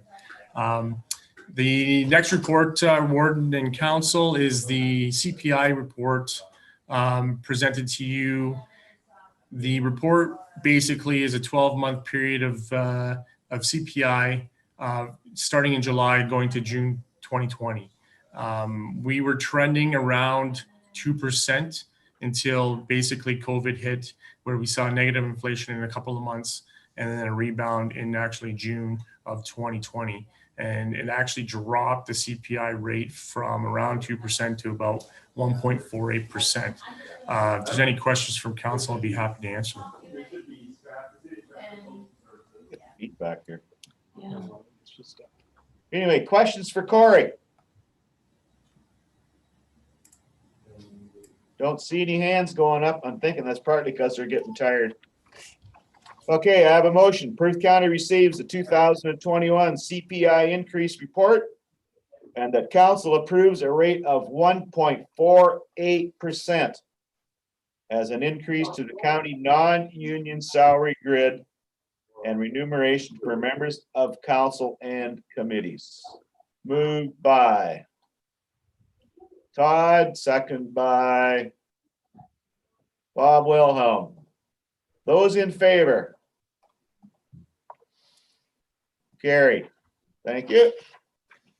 Next, back to Corey again. Mid-year The variance second report, Warden and Council, is the essentially the mid-year report Q2. It's been indicated in this report that with relation to COVID, there's certain areas that are being impacted more than others. The areas are paramedic services, obviously, and then facilities as well as technology services over the months of March to June, just in relation to getting things up to what we're doing right now via Zoom. We've also seen a decline in POA revenue, significant decline. I'm probably indicating that maybe we're going to be probably 40% under what we kind of budgeted for POA revenue by the end of 2020. The other areas, as indicated in the report, are trending normal. If you refer yourself to attachment 1 in the summary, it's a good comparison to look at what 2019 was by mid-year to what 2020 was at mid-year. It's indicated that we've only spent about 1.98% more than what we spent last year. But if you look at the second page of the report, our winter maintenance is actually down about 15% from what we were trending in 2019. It's indicated that we potentially could be 10 to 15% under budget, but still have to bring in November, December actuals to determine where we sit with winter maintenance itself. The second part of the report is the announcement of the Provincial Safe Restart Program. It's in the report that we're receiving about $916,600 to help us with the operational expenses that I've indicated in the areas of facilities and potentially paramedic services. I had a question into the ministry related to the funding that we received here, if it needs to be paid into paramedic services. They said to check back in a few weeks, and I will do that at that time. But if anything, hopefully we can get some additional funding in the paramedic services area in relation to COVID costs. If there's any questions in the report, I'll be happy to answer them.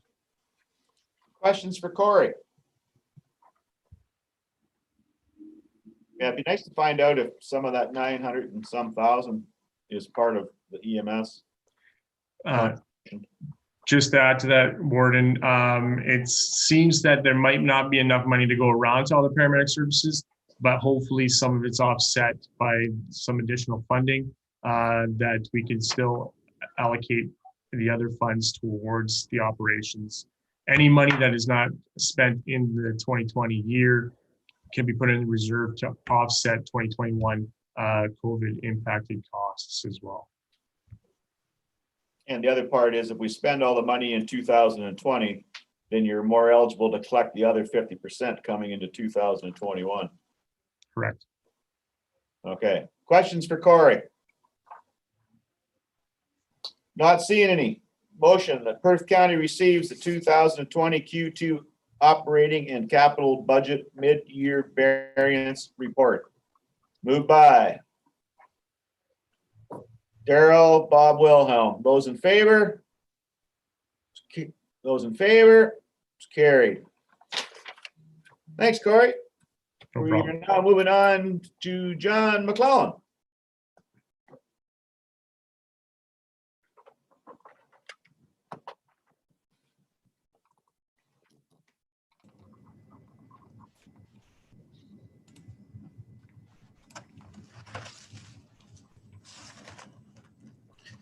Thanks, Warden Aitchison. Good morning, Council. Hopefully you can hear me. Yep, sounds good. Great. First report's Public Works Department update. And while not inclusive of everything that we have going on in Public Works, this update report summarizes our major projects and higher level activities. I don't intend to read through the entire report, but would be happy to answer any questions or update any items that are not covered. However, I would like just to take a moment to highlight a couple of things within the report for council's attention. Certainly our capital roads projects are proceeding quite well, with 2 of our projects now complete.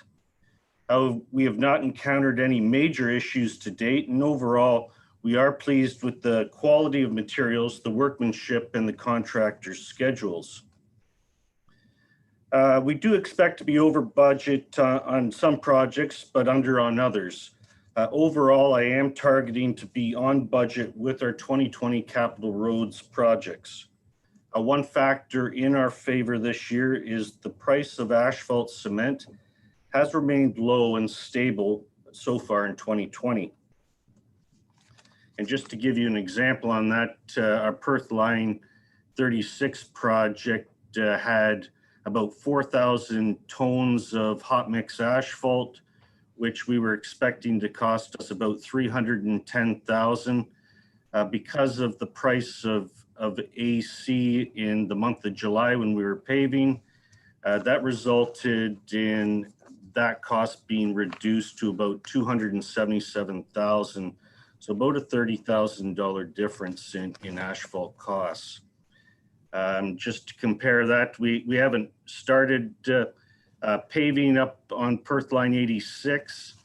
However, those quantities of asphalt will be about 4 times that of Perth Line 36. So you can appreciate if those AC prices remain the same, there's some significant dollars that we may see in savings there. One other item I'd like to highlight is the courthouse elevator project.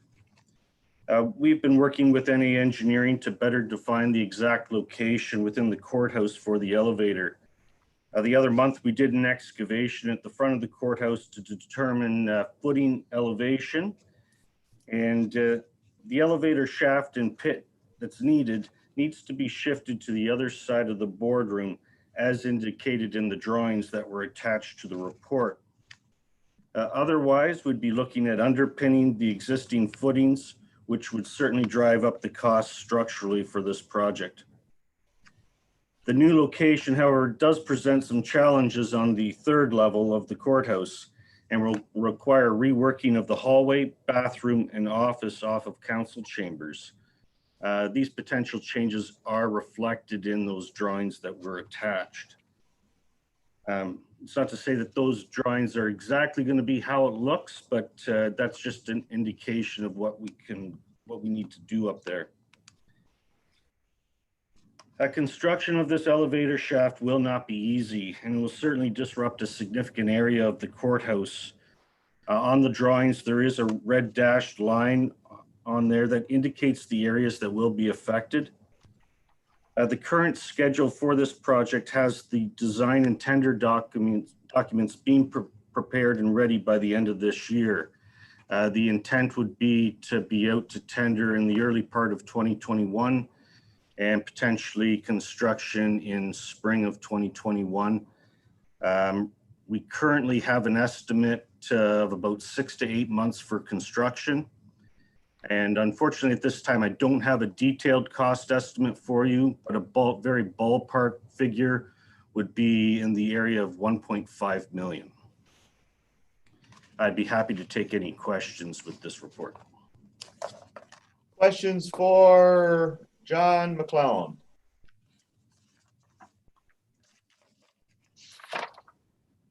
No questions from any of the counselors? Life must be grand, John. I got a quick question for you. You and I talked about a week and a half ago. I don't know, I think it was a week and a half ago. And we were talking about COVID-19 and the possible return of a wave of COVID-19. And I had mentioned, I got all the mayors and the other counselors on here. I'd mentioned I'd kind of like to see perhaps if we might come up with a contingency plan in case one of the lower tiers or even the county was kind of struck down with COVID and their employees, and then we needed to do some sort of help amongst each other. Have you had any discussions with the other public works directors or any of the mayors on here against doing that? Don't all raise your hands at once. Through you, Warden Aitchison, these are things, we've certainly had incidents, I can think back to 2013 when we had the fire at the Mitchell Garage, and the support we received from all of our local municipalities was fantastic back then. And we would, obviously we work together very closely anyways. I have emailed the guys at the locals just to say maybe this is something we should talk about, a contingency plan. Obviously COVID could have a much different impact. Okay, thanks, John. And I guess my other comment to councillors, some of you are aware, some of you may not be. There has been a significant increase in the number of serious accidents on our county roads over the last 2 months. So John has got the OPP getting more updated information, because apparently they don't always report the road number is the same, as John was finding out on a couple of the incidences. So I guess we'll wait till we get more information back. We have been talking with Wellington County on the one up in the north. I'm not sure what the MTO thinks about 40 or 140 and 23, or line 20 and 23. But anyway, just so you're all aware, there has been a significant number of serious accidents, and it appears to be mostly blowing through the stop sign. Daryl? Yes, and we're on this topic. John, the bottom end of 53 there, Park Street in the Shakespeare Road there was an accident a while ago too. There was a report. Is there a report being worked on for the extension of Park Street or 33 down to the boundary of Punky Doodle's Corner? Have you heard any of that? I believe Perth East was in that. Were you tied in on that? Being there's county roads that interject. You know anything on that? Through you, Warden Aitchison, yes, I am aware that Perth East is undertaking a report with a consultant engineer to take a look at potentially paving from what would be Perth Road 101 over to Perth Road 107. I don't specifically have any involvement with that report.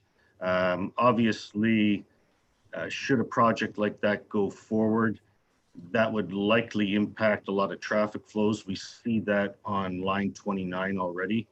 And of course, then we'd be involved because we'd be dealing with the intersection of Perth line 33 and Perth Road 107. Does that answer your question, Daryl? Yep. Thumbs up, we're good. Any other questions for John?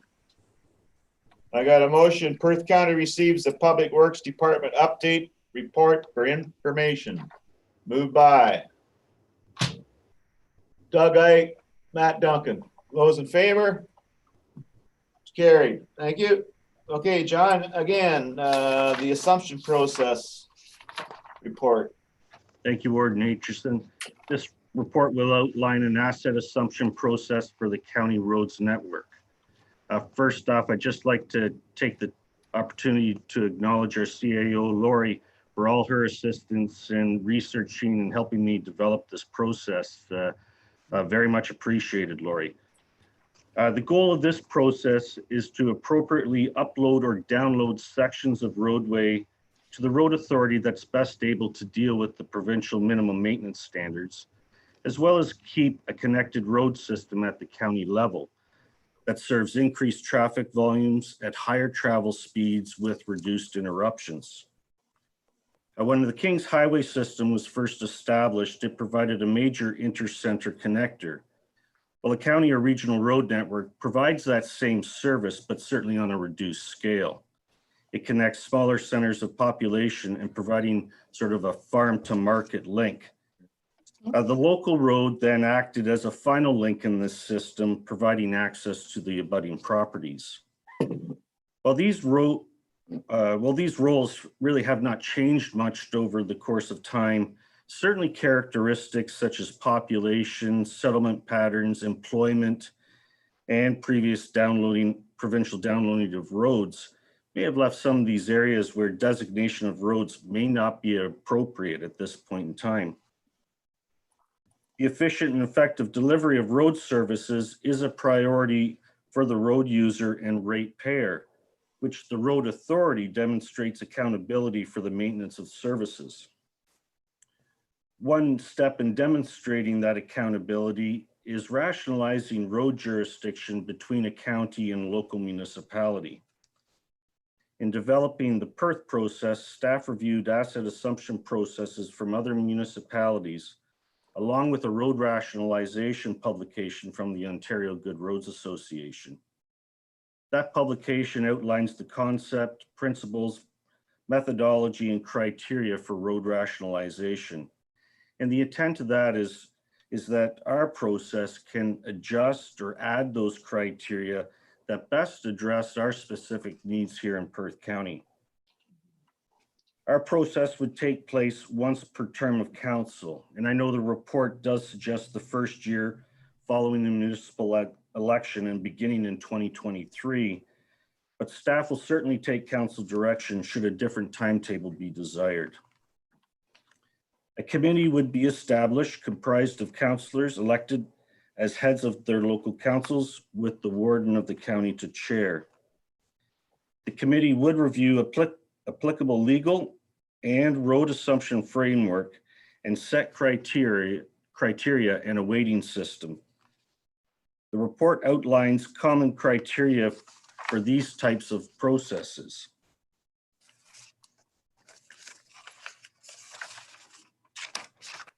The committee would then meet on several occasions just to review the framework, minimum maintenance standards, asset assumption processes, criteria, and weighting, review those submissions under consideration, and then develop recommendations that would eventually go to a report to County Council.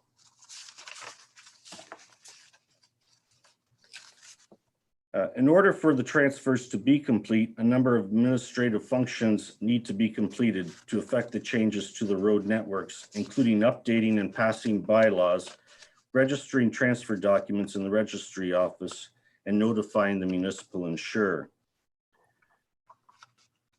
Without this process in place at the current time, we still need to deal with the current request from the Whaling Line. And earlier this summer, staff have reported on the status of discussions between Perth South and the county regarding the possible upload of the Whaling Line to the county and Perth Road 151 to the township of Perth South. And unless directed otherwise, this particular matter would sort of conclude in our usual manner, being dealt with as a one-off with a report to respective councils and a recommendation to proceed and an effective date. Financial implications for both the upper and lower tier municipalities are important aspects to include in this framework. Certainly when we look at asset assumption and asset transfers or swaps, we want to ensure that we're transferring assets that are in good condition. And when we're not able to do so, that there is compensation involved. At this time, I'd be happy to answer any questions with the asset assumption process. Bob. I think that's a good start, and I congratulate staff on bringing quite a thorough report, and I do believe it's something to build on. I would, however, not go along with the having these brought forward to the council their first year, and I think it would. I think when new councillors come on, it's quite overwhelming, and if you can kind of put it back for second or third year, I think it would be beneficial for people to be a new councillors, certainly to have their feet on the ground and have a better understanding. So I would certainly recommend that either it goes to the second or third year and not the first year. Okay, Rhonda. Has this report been discussed with the public works managers of all the lower tiers? It hasn't yet because it's only come to county council. Well, I realize that, but it does affect them as well. And when I asked my public works manager, he was kind of shocked that council is looking into how a process can work of swapping roads, and yet they weren't even asked. And this committee, I think the public works guys need to be on it too, because that's their job. I, as the mayor, can be there, but they're the ones that look after the roads. They're the ones that know what's going on. And I think they need to be involved as well. And so here we are again, pushing on something onto the lower tiers. And we haven't even asked if this is something that, how they feel.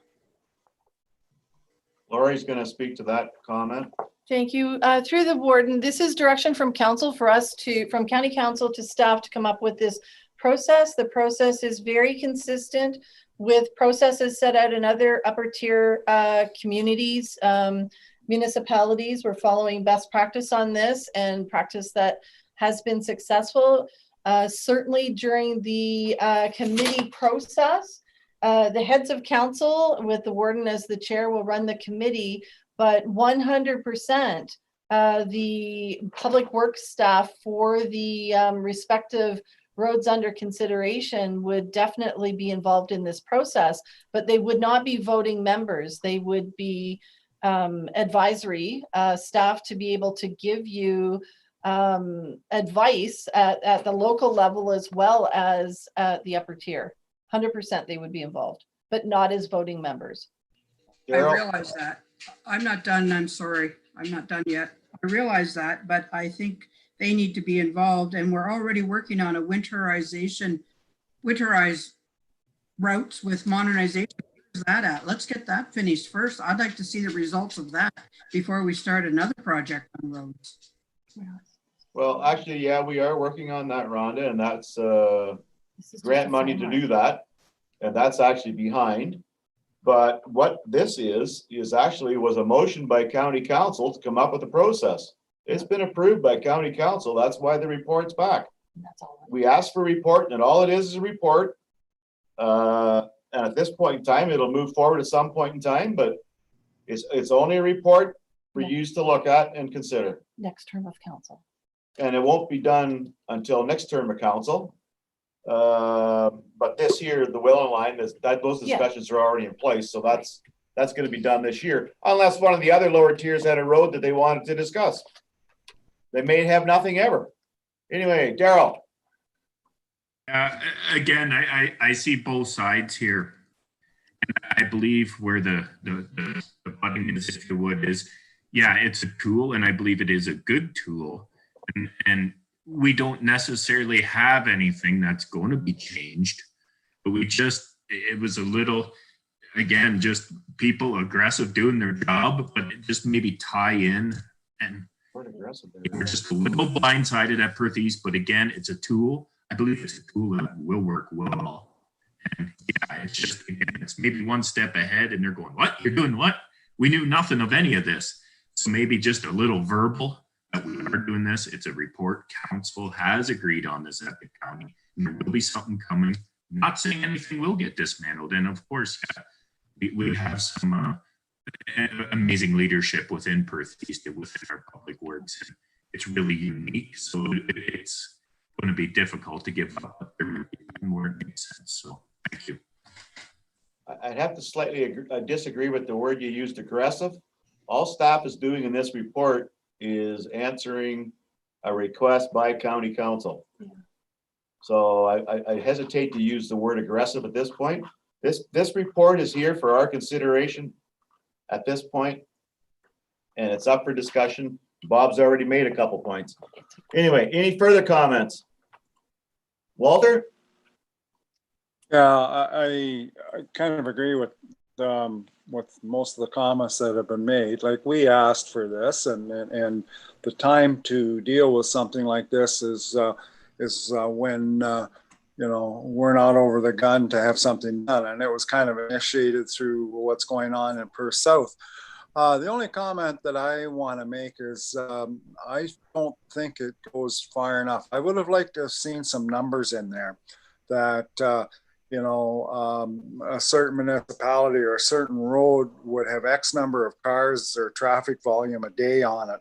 And when you reach a certain number, that would kind of trigger that the county should maybe be looking at a road like that. In other words, our higher traveled roads would indicate that it's maybe more than what a lower tier should be responsible for, and it should be maybe passed on to the county. That's about it.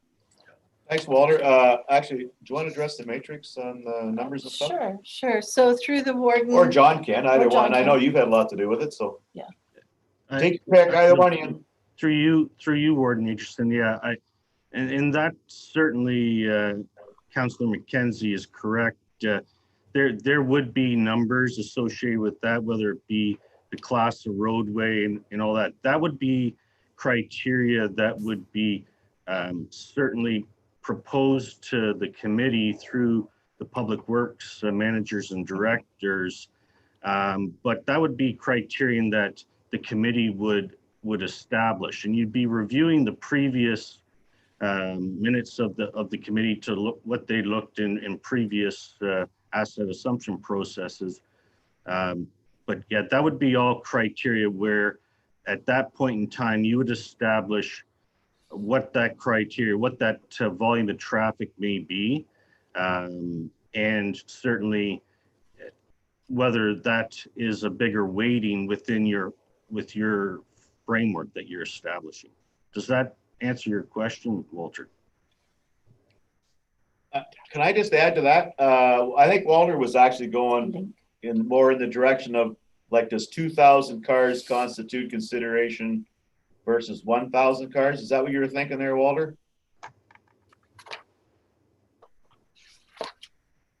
Well, yeah, and you know, I know some county roads are very low traveled roads as compared to some that are heavily traveled, and what comes to mind is I think we in the Hibbert ward, one of the county roads there is maybe one of the lower traveled roads in the county.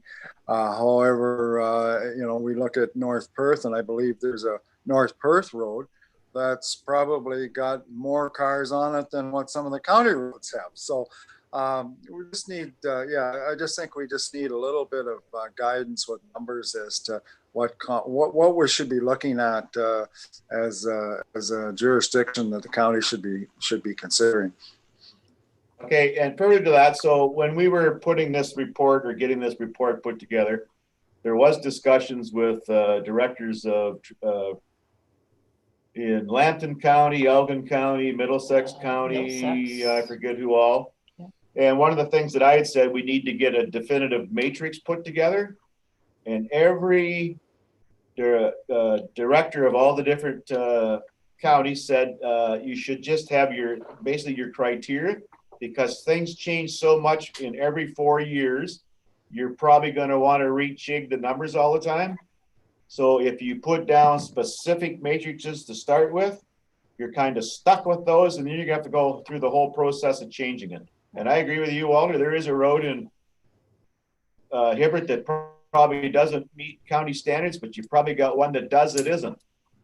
And I know there's a couple in North Perth the same way. The only ones in Perth South is the Whalen line, but half of it has been uploaded by Middlesex.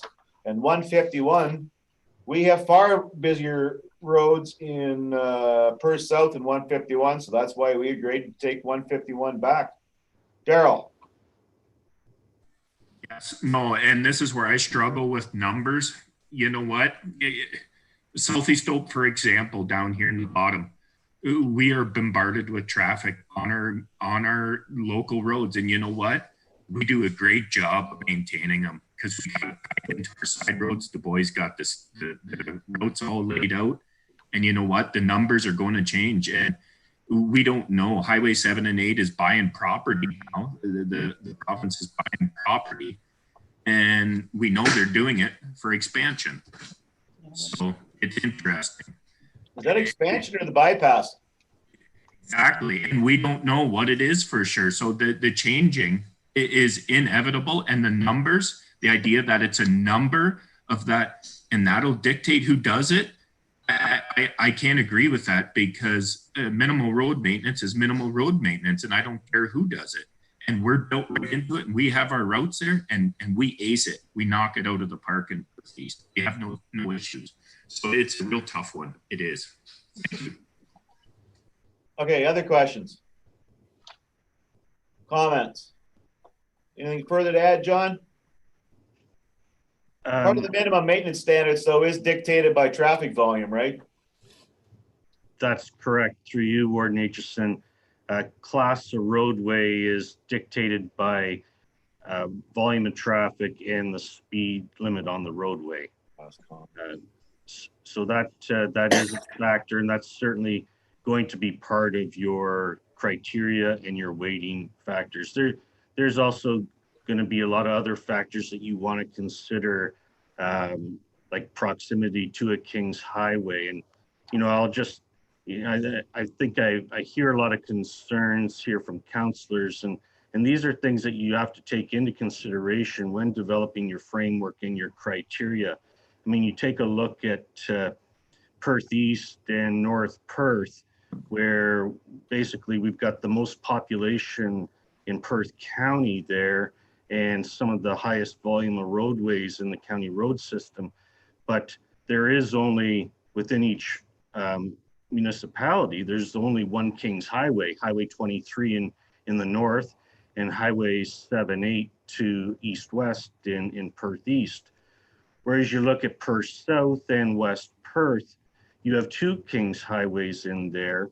And certainly I think it's fair to say that on any road within those areas, there is less volume of traffic than the north and east part of the county. So having those Highway 23 and Highway 8 in West Perth, and you know, Highway 7, Highway 23, and a bit of Highway 8 in Perth South, that provides or brings up other considerations and other impacts that we see, that we deal with, for instance, like in Russelldale and in Bornholm. So you just have to take all those things into consideration. And yes, your public works managers and directors will be a big part of this in guiding the committee through and providing that level of information and detail to help you make a better framework and weighting system. Any other questions for John or Lori or whoever? Bob? Just off topic a little bit here. Rhonda mentioned that I was hoping we would have seen a draft on winter maintenance from the consultant for this meeting. Can you let us know what's happening there, John? That was in the report. Certainly. Through you, Warden Aitchison, in my update report, I indicated that the consultant would be providing an interim report by September 1st. We did receive a document this week.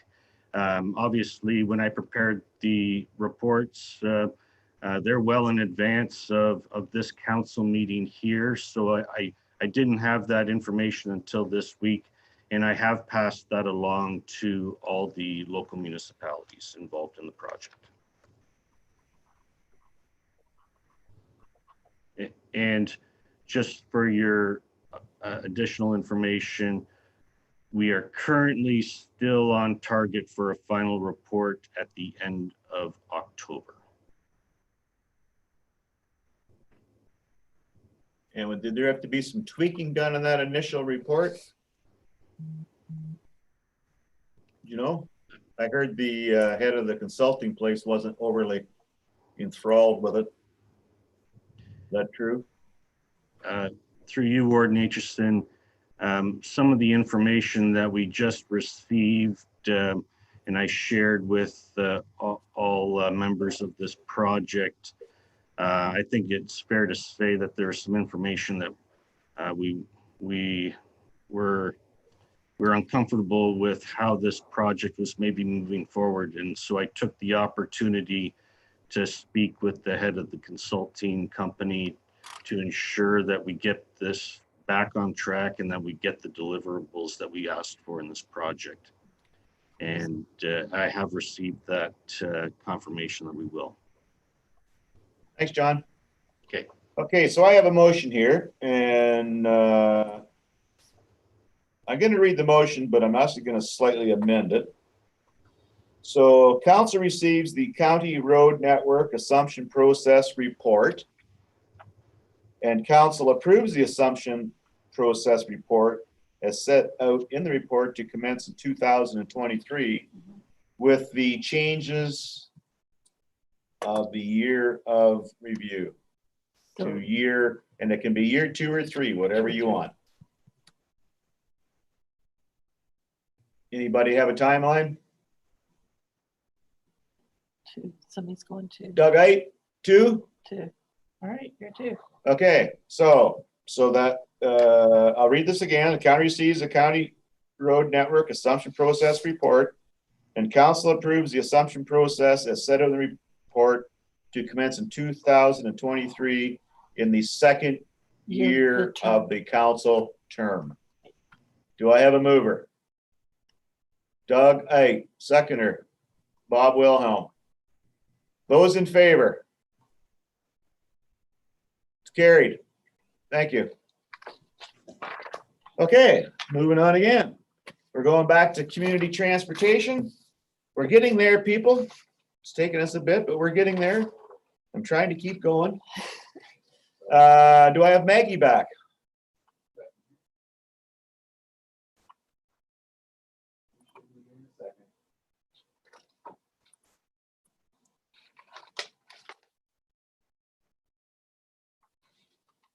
Hi, Maggie, we're back. Justin? Okay, we're back in transportation. So, anything further to add from what came out of our closed session? You're muted still, Maggie. I can't hear you.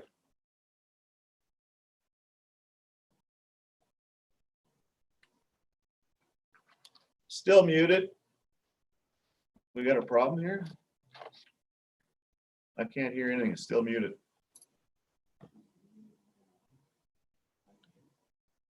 Is it not? Yeah, it is. Oh, maybe now. Try it now. Nope, still not hearing it. What's going on?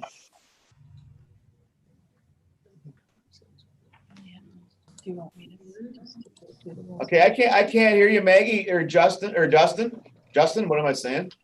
Oh, there you go. Oh, now I might. Okay, we just switched computers here, so. Yeah. Okay.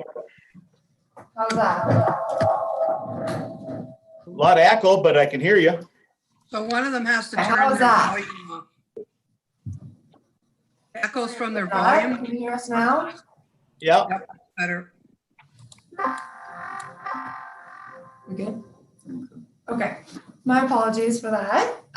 So just to add to our discussion earlier in closed session there, just wanted to provide a bit more information on the status of the project and some of our other initiatives. So as discussed earlier, the committee met on August 18th and brought forward a few recommendations, one of which includes the recommendation of launching on the target launch date of November 16th of this year. And another one that recommends that the county enters into a service agreement with Voyago for the provision of the service commencing on November 16th. So we have continued to work closely with our partners who have renewed their commitment to the project, which allowed us to get to the recommendation of a mid-November target launch date. So this date will contribute directly to our economic recovery by enabling us to launch a holiday-focused marketing campaign to support our local businesses as well as our employers. So we are hopeful that the sooner we have our buses on the road, the more familiar and confident residents will be with our service, resulting in a more accurate pilot project. So as you know, both the LPA and the service provider agreements have been shared and closed. And following this session, we do recommend that county enters into the agreement with Voyago, given that it is amended to reflect the changes requested in the closed session. So the inventory of buses required for our project is constantly changing, which does make it essential to finalize the service license agreement as soon as possible. so that we can place the order for the buses. As we continue to generate more conversation about the Perth County Connect, we have received a lot of positive feedback from both employers and other community organizations throughout the county about the potential of the service and the positive impact that it will have on them, which is great to hear. So we do continue to work on developing and executing a marketing communications plan for the launch, as well as the duration of the Perth County Connect service. Various target markets, personas have been identified, and we're working to determine the appropriate channels that will be needed to reach those markets accordingly. So that is a brief update. We do welcome any questions that anyone may have. Todd. So just more advice than anything. As we move towards the launch date, I think it will be imperative that we create multimedia, so video, print, explaining the kinds of sanitary or hygiene precautions that are being taken in the context of launching our system in the time frame that we are. In the absence of that, I think we will struggle with a certain degree of confidence about community transit or public transportation that is seen in many of the larger centers where public transit has been in play, including in Stratford itself. So I think it will be really important to make sure that we send clear messages and use as many media and marketing angles and channels as we can to do so. Daryl? Yeah, no, Todd's done some great points there. I'll just bring to the table, used car sales up in North America in general, are up in the last 4 months, up 40% from a year ago. People are getting money in the car. Actually, Daryl, I can't understand the thing you're saying. I don't think the others is kind of really all of a sudden got garbled. Like you got marbles. Can you hear me now? Sorta. It kind of garbles. Isn't my internet is so unpredictable here. Now you're clear. Keep talking louder. I'm talking loud. Yeah, no, that's for sure. Used car sales are up 35% in the last 4 months across North America, 40%. It's an interesting time. First time buyers are through the roof who thought they were going to rely on transit and their cars. Automotive is expecting a bit of a boom here, and they're thinking it could be a new normal. You start to die on me again. Okay. I'm good.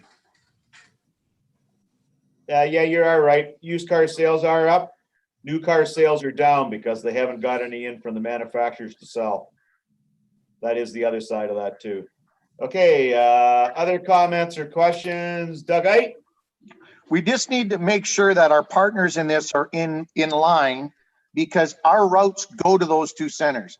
If they're not going to accept us, we got to change our total routes and not have any major centers. So we got to get the cart, which we're in, and the horse together here, or in the end, come 3 weeks from now, if they don't sign on, we totally have to change everything we're doing.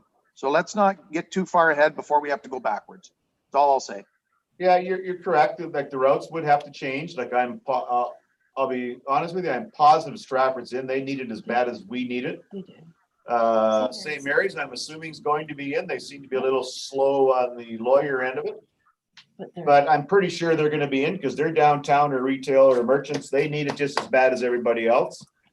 So, but you're right. If for some reason one of them didn't sign on, you're changing the route. I guess maybe you're stopping at Archives or the museum and not downtown Stratford. We would bring routes back. We'd have to do something with the routing.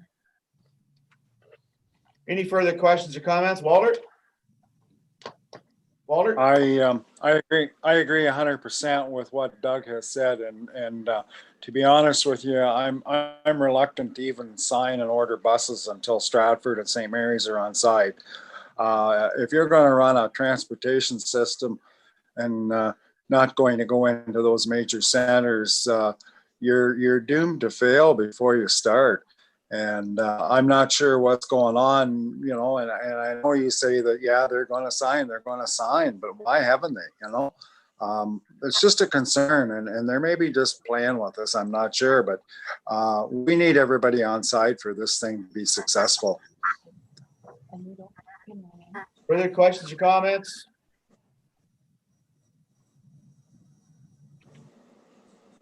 Okay, I've got a resolution here. Where did I put it? Here we go. I'm going to read it off and we'll see where it goes.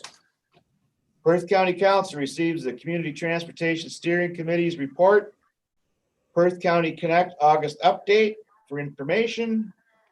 And the county chartered a launch date of community transportation service of November 16th, 2020.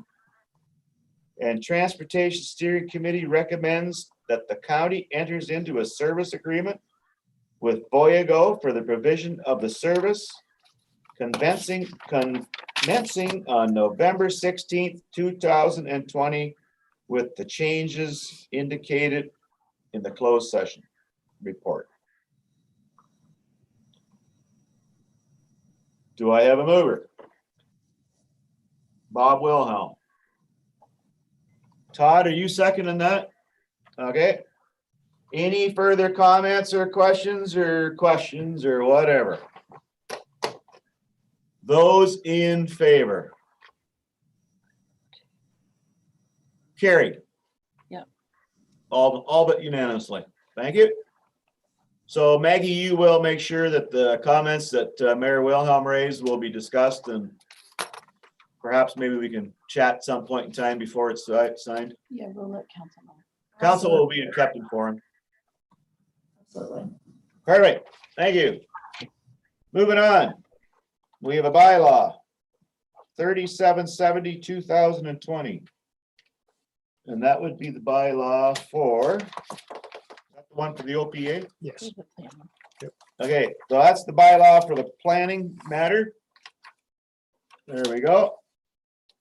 We have a bylaw, whereas council of the corporation of the county of Perth, in accordance with the provisions in section 17 and 21 of the Planning Act, RSO 1990, hereby enacts as follows, that amendment number 190 to the county official plan consisting of the attached text and schedules is hereby adopted, that the clerk is hereby authorized to direct to proceed with the giving of written notice to the county's decision in accordance with the provisions of the Planning Act, and that this bylaw shall come into force and take effect the day of the final passing thereof, read a first, second time this third day of September 2020, and read a third time and finally passed this third day of September 2020. Moved by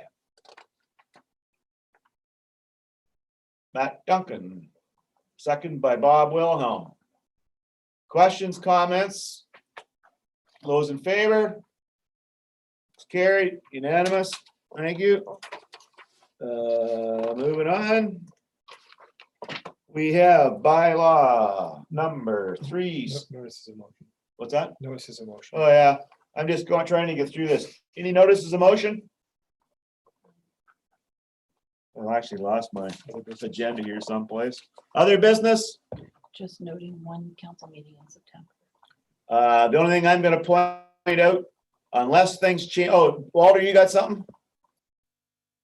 Well, we kind of talked about it earlier on, but I would strongly urge us that we find a facility that we can meet in. I find these Zoom meetings, especially today, for some reason or other, a real struggle. Number one is I couldn't get on to start with, and never did get on the laptop.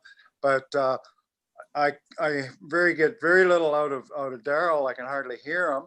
And the same with Betty Jo. Like, I have no idea what she said in her report other than what I had read in the printed material. So I think it's high time that we find a facility that we can be distanced. And I don't care if I have to wear a mask. It might be an inconvenience, but so is sitting through a meeting that you can't understand half the words that are being said. That is going to be a priority, Walter, just so you're aware. Now, and speaking of that, so this is our only meeting scheduled for the month of September, as that was what was designed in our calendar back when we designed it, just so you are aware. If for some reason something serious comes up, we will have a meeting later in the month. But technically, our next meeting will not be till the first Thursday of October. Just so you're fully aware and wondering what's going on.